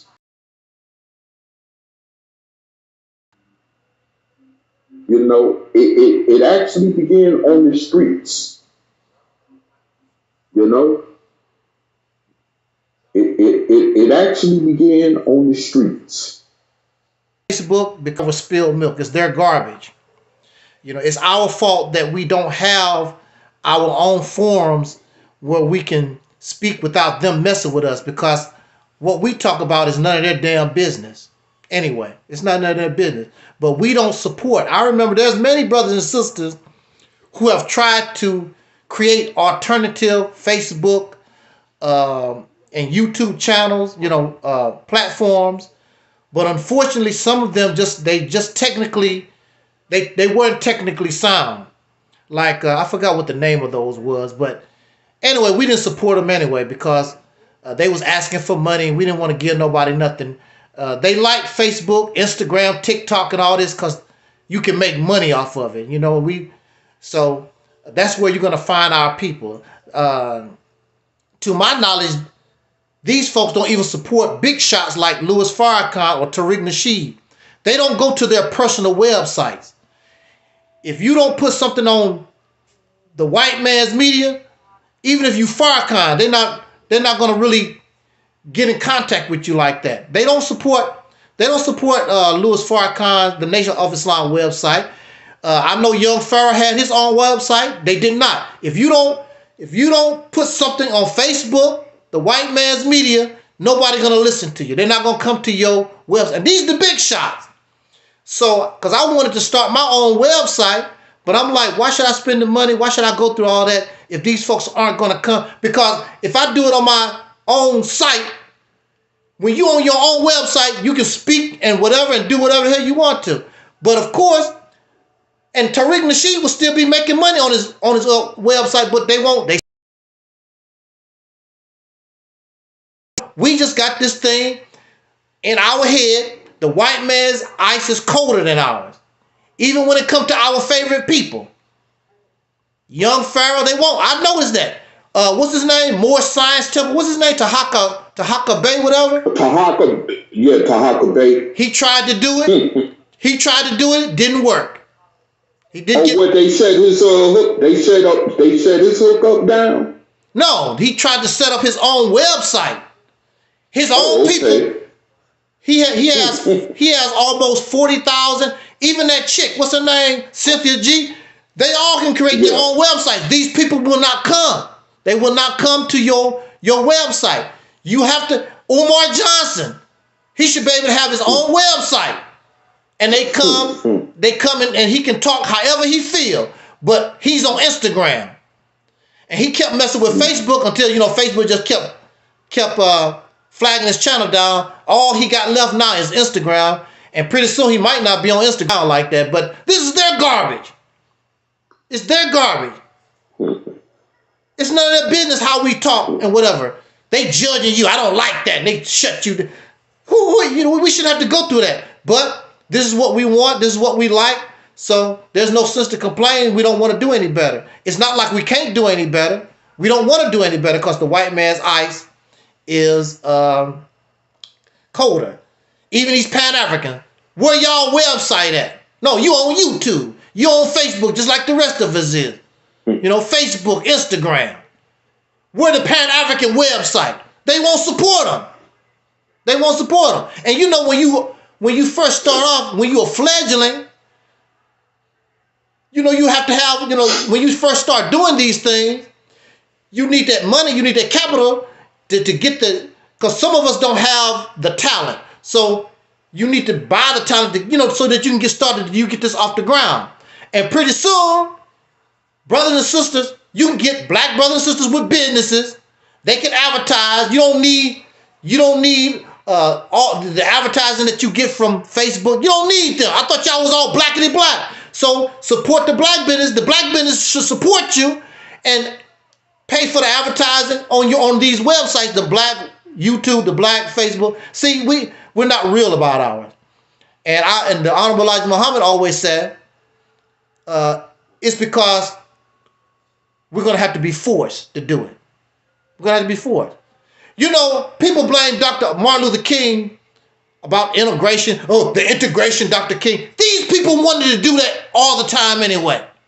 He had nothing to do with that. I never heard Dr. King say, I want to integrate so I can get a cool glass of water from the white man. I never heard him talk like that. They just was looking for justice. They got tired of being treated and humiliated and degraded. I never heard Dr. King say him is better. Never heard him talk like that. These people, as soon as they got opportunity, that's what they did. They always wanted to do it. The slave always wanted to, it's like a cat. You know, you got a cat rubbing up against your leg and you kick the cat away. Get the hell away from me. But then as soon as you stop, the cat is so happy. Ooh, you know, he get the rub against your leg. Master, meow, meow. He always wanted to do it no matter how you treat him. That's how we are. We have a slave mentality. It has nothing to do with Dr. King. We have a slave mentality. We want to rub against the white man's leg. Row, row, row. That's how we do. That's all we want to do. It has nothing to do with Dr. King. That ain't what Dr. King taught. Matter of fact, Dr. King taught economics. Do for yourself. He taught those things. He taught economics. They don't talk about that part of his speeches. He talked about we have to do for self. He taught those things. But they only focus on the nonviolent protest, which the nonviolent protest got you happy on Facebook and whatever. I wish these people would take they are. They will kick all your black asses off of YouTube, all your black asses off Facebook, Instagram. I don't want no Negroes on my crap. I wish they would. The only reason why you're able to do what you're doing because of the law. That's the reason. A lot of the reason why women doing what they do because of the law. Take these laws away and watch the real men come out. It's the laws is what got you your little what they call your butter biscuits. These laws. Take these laws away. Women gonna be in trouble again. The homosexuals gonna be in trouble. Black folks gonna be in trouble. Because it's these laws. Take the law away. It's over. It's done. And we say it here on our program all the time. The right situation in the world happens. We're gonna see the reality of things. You know, because these folks skin in the grid. Look, they said, why is racism here? Oh, racism ain't never going nowhere. Why racism isn't going nowhere? Because somebody is teaching it. Why are there new crack addicts? I'm a baby. I don't know about no crack. Somebody taught the child about crack. Somebody taught the child about drinking beer and getting high. Somebody taught these things. Some adult taught the children. If people was against crack, there should be no crackheads here. This is a new generation. What even born? A lot of these people doing crack right now weren't even born during the crack epidemic. But they doing crack. They doing heroin. They doing meth. Because some adult teaching it and they keeping it going. So they keeping the racism going. They getting taught. They will smile in your face. Then they go home. Them Negroes, you know, I'm so glad they flagging Angel Snuffing Up 7. Them Negroes shouldn't be on Facebook anyway. You know they talk behind your back. That's the reality of it. The only thing that's protecting everybody is these laws. And once you remove these laws, watch the real people come out. Because that's what they was all the time anyway. And you don't want to protect yourself. The reason why we keep talking about the Mississippi campaign, so if something should go down, you're in a position to try to defend yourself and help yourself a little bit. Right now, you're done. You're done. And they talk about the white people get burned up in the sun. You think that the black folks gonna take over? No. The person that's going to, the people that take over is the next strongest people. And it ain't you. The next strongest people will probably be worse than white folks. They might be worse. You see it now. Yeah. You see it now. Yeah, you see it now. Absolutely. You see it now. Excuse me, but yeah, but you're right. You see it now. But I'm stupid. To live is stupid. We don't see nothing. Y'all ain't just nothing. They talking crazy stuff. They don't know. Watch. And really, I would like to be dead myself. I would rather prefer to be dead than step and see this stuff in reality. Because you're going to get it. Not like EnVogue. EnVogue said you're never going to get it. Oh, no, you going to get it. You don't get it real good. That foot up your ass, oh, you gonna get it really, really deep. And I want to see your God help you. I want to see your Pan-Africanism help you. I want to see your Muslim, more science garbage and comedic. I want to see how that help you. Let World War III break out. Let something happen in the world where America, our enemy, finally crossed over the line. Woo! Matter of fact, I was talking to a sister at the funeral Saturday. You know it's going to happen one day. Our enemy going to be able to come here. They already got ballistic missiles that can come here. China got and Russia have missiles that can come across the border into the United States. They already got the capability for missiles. And the missiles break down America weak enough where they can start sending their troops here. Oh, boy, I want to see Allah. I want to see the Egyptian mummies come out and help your happy ass. Then you'll see the real. Then before you die, before you close your eyes, you're going to say, damn, Snuff was right. It's too late now. It's too late. And these people coming here, they're not loyal to the United States of America. They're not loyal here. You don't know how they really look at these other people. Hell, it might be them. When you get weak enough, all them soldiers come from South America be coming here. Not to migrate here to get on your welfare plan. They gonna migrate here to take over. Anybody can be beat. Anybody can beat America. You know, America is so tough. That's a lot. Keep believing that. Keep believing that. I'm talking about the real. That's why I said the Mississippi campaign, at least put yourself in position to get ready. Like these people, what they call them people? They store all of their food and get down and make bunkers. Or what they call them folks? I forgot what you call them. The Amish? No, these people. No. You talking about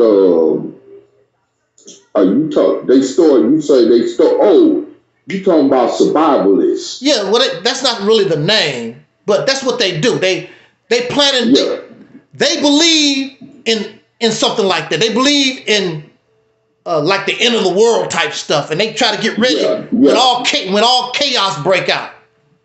They be for you don't think that an enemy, you don't think those people, and even if America don't fall and America survive, it won't never be what it used to be. It'll never be that again. It'll be a whole different ball game.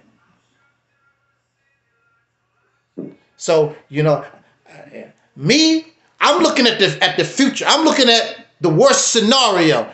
You know, your black conscious people and all these other folks, they putting all this fairy tale. Get a damn thing, did nothing for us in all this time.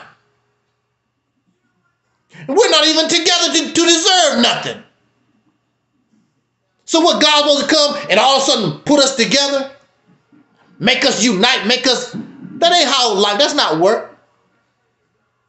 Hey, if China and South Korea start building their navies like the United States got, far as they carrier ships where they can fly their military jet bombing planes off of and stuff like that, America will really be in trouble. Exactly. That's the only reason. That's the only reason why they ain't really been able to up their game, their military game, because they ain't got that. They lacking that. But if they start building that and constructing that, oh Lord, you talking about it'll be over with? It'll really be over with. Well, I heard well, I didn't hear, but I saw an article on the internet while we concentrating on Kamala Harris and Donald Trump. They say that over 100 countries have decided to let the dollar, the United States dollar, go. They don't want that. Really? Yeah. I saw an article where it said 100 nations have decided not to deal with the United States dollar. So, you know, these are the type of thing. What? I mean, it already happened to one country. I think what was the name of it? It was Greenland, I think. I forgot what Greece. I think it was Greece. I forgot what it was. A small country. Greece. It was Greece. It was Greece was one of the countries. Yeah. Yeah. Remember, the people got up one day to go to the bank, and all their assets was frozen. Yep, they couldn't get nothing up out them ATM machines. No, not a dime. Couldn't get nothing. And then when they did open things up, they gave you an allowance out of your own money. They gave you an allowance out of your own money. What you think? Well, even Elijah Muhammad teach that. Elijah Muhammad said one of these days the American dollar is not going to be worth nothing. Because nobody has to accept it. These people get tired of America, whatever. Say, I'd rather just deal with my crap. The hell with American money. What you gonna do when people decide I don't want nothing to do with your money? These black conscious people don't teach that. They teach about the Israelites versus the Kemetic people, and you know that's what their topics is. You know, Satan versus the devil, devil versus God. They're not looking. These are adult people, and they're not thinking like adults. They're not looking at these scenarios because America can only protect you to a certain point. But you can get to the point where, like we say all the time, things get broke down so bad, law can't protect you no more. What you gonna when law? Nature Boy said they're gonna let all the prisons. See, look, let me tell you something. It can get so bad, and even Elijah Muhammad taught this. They're gonna have to let the prisoners go. They're gonna have to let the prisoners go because they're gonna be in such a situation. They're not gonna be able to take care of them like that. They was letting them go during COVID. Sure was a whole lot of them. They were starting to let them go. So what you gonna do when you're in a situation like that? We're not thinking like that. At least if you took control of a state And then you got this kind of mindset. Okay, here they come. We ready for them. But now we're just sitting ducks. We're just sitting ducks waiting. And I know I heard one guy talk, he got his little pop gun. Your little pop gun not going to do nothing. Matter of fact, you probably be shooting more Negroes than you would the actual enemy. When people get hungry, they find out that you got some food, you're going to be in trouble. Or water, you're in trouble. How many bullets do you have? You're going to run out sooner or later with your little pop gun. Mm-hmm.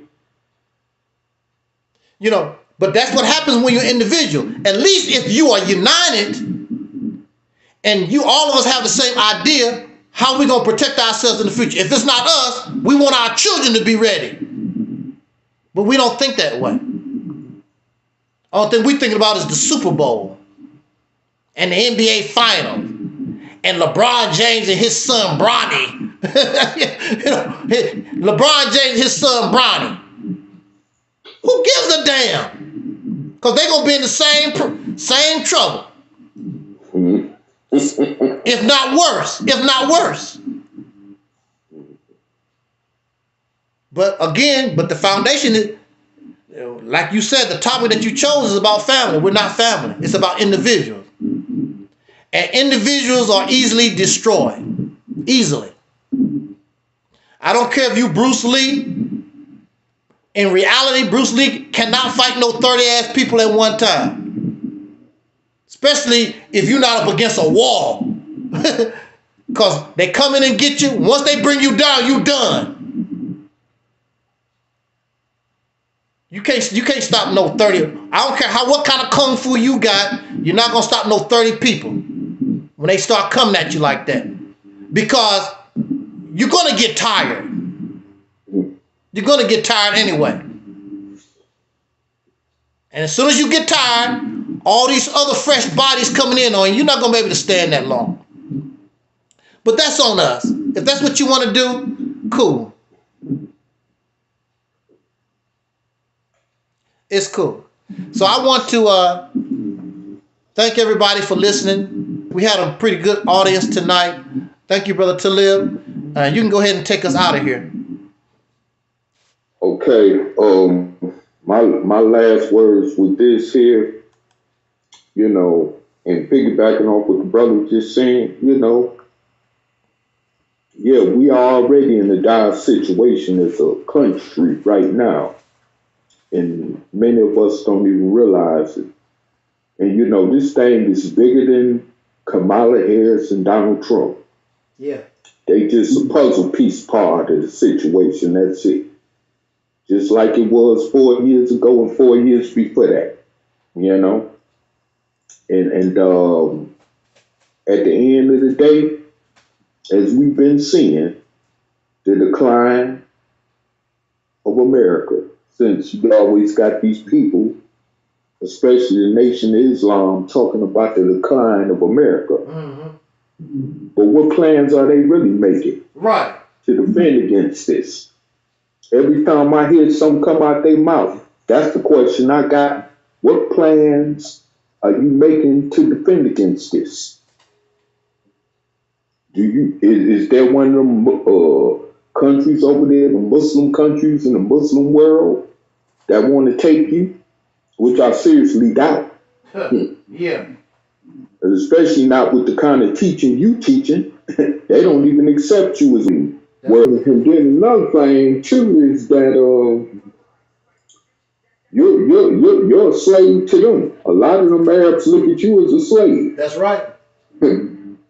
Look at how they treat them dark-skinned Africans over there on the continent. Still to this day. Like in places like Sudan, Mauritania, where they still actually got legal slavery going on at. You know what I'm saying? Even Libya, the country that Muammar Gaddafi was the leader of for years. Look at them. And who mostly is being enslaved over there? People that are darker skin pigmentation. That's right. So, you know, it's like you really don't want to be under their rule.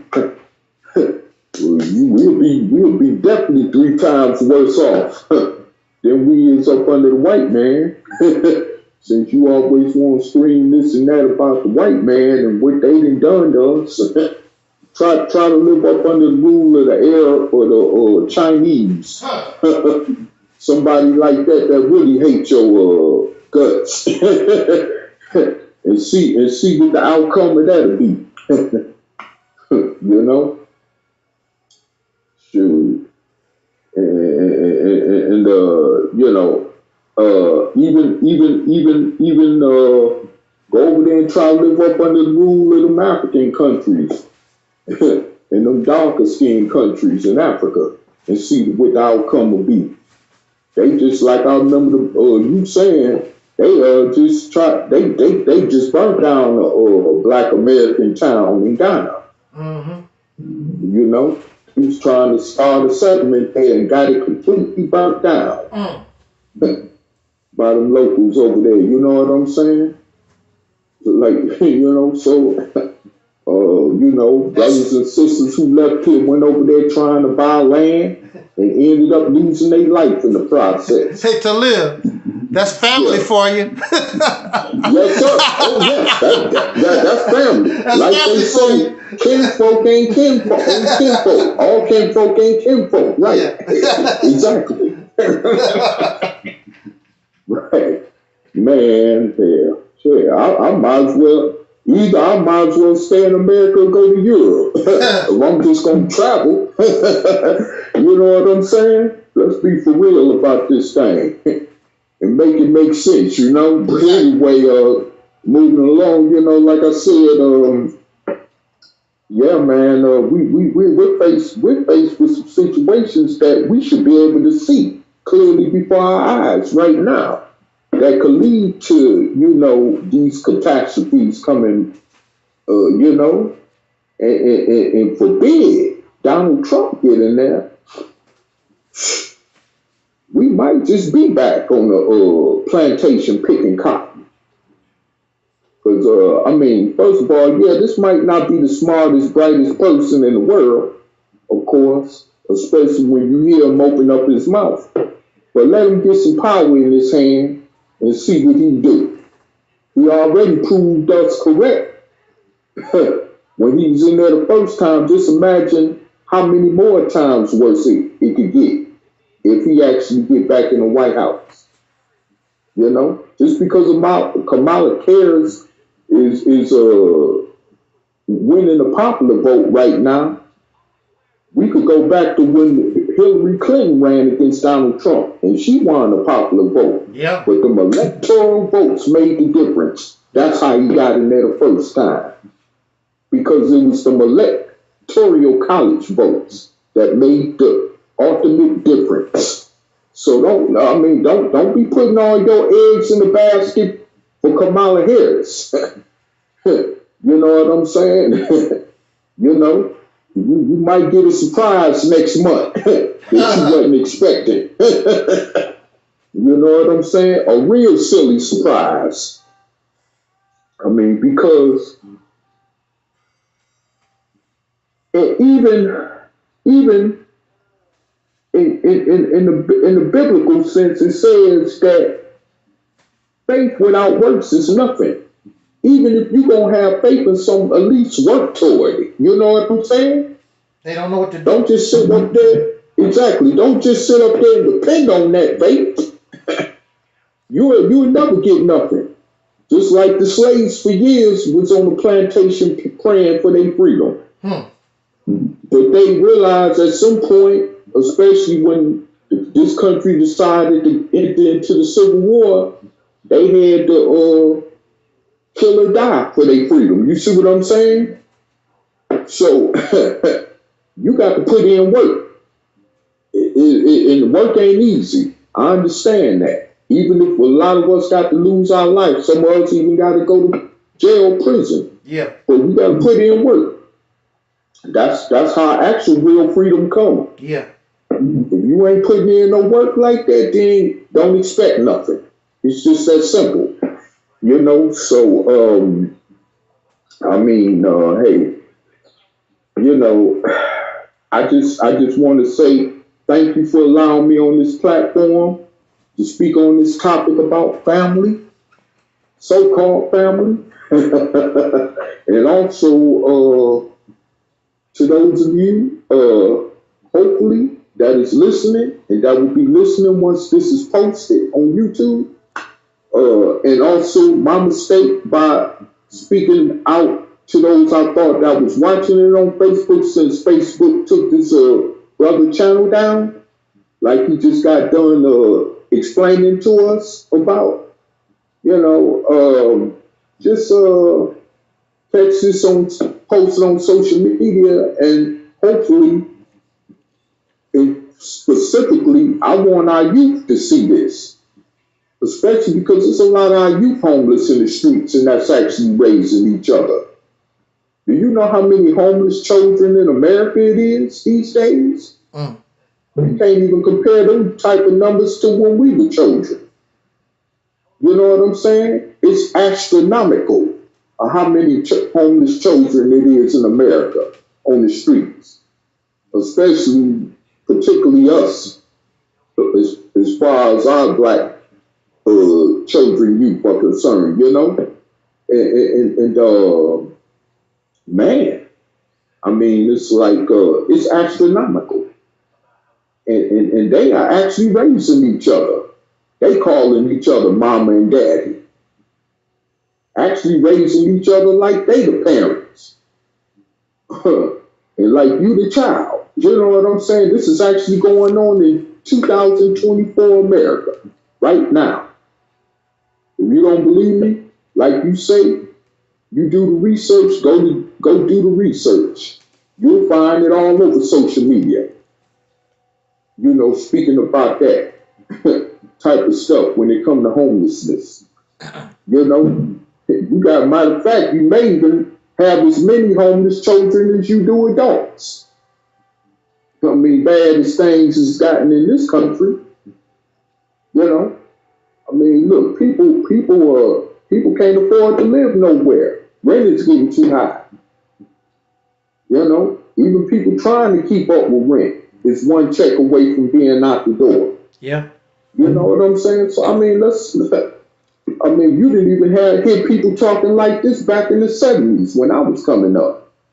But you hear it in 2024, right? So I mean, man, come on, man. We got to get out of this fantasy about family. It's not real. If you become homeless, how about them homeless children I mentioned? How many families have taken them in? How many families have decided to adopt them? Nah, you on your own. Like somebody say, you're not kin to me. You ain't my child. I can care less what happened to you. All this, you know? But the only way you would adopt them is if you getting some money out the deal. If you getting some finances, then you would take them in, right? Yeah. Come on. Yeah, man. People, this thing is just so fake, for real. You know, don't nobody care nothing about nothing. So you always want to talk about children are the future. Children, right, exactly. Don't care nothing about no children. Man, all the time I'm out here in the streets, I see mamas letting their kids roam around in places they can't even see them. You know what I'm saying? And then you wonder why so many children come up missing. You see what I'm saying? I mean, I mean, all you got to do is pay attention with your clear, naked eye and see what's going on right before you. You ain't even got to come on social media. Hey, listen. Just go every day and just live the reality in the streets, and you'll see what I'm talking about. Yeah, you know, this thing, this is not no game.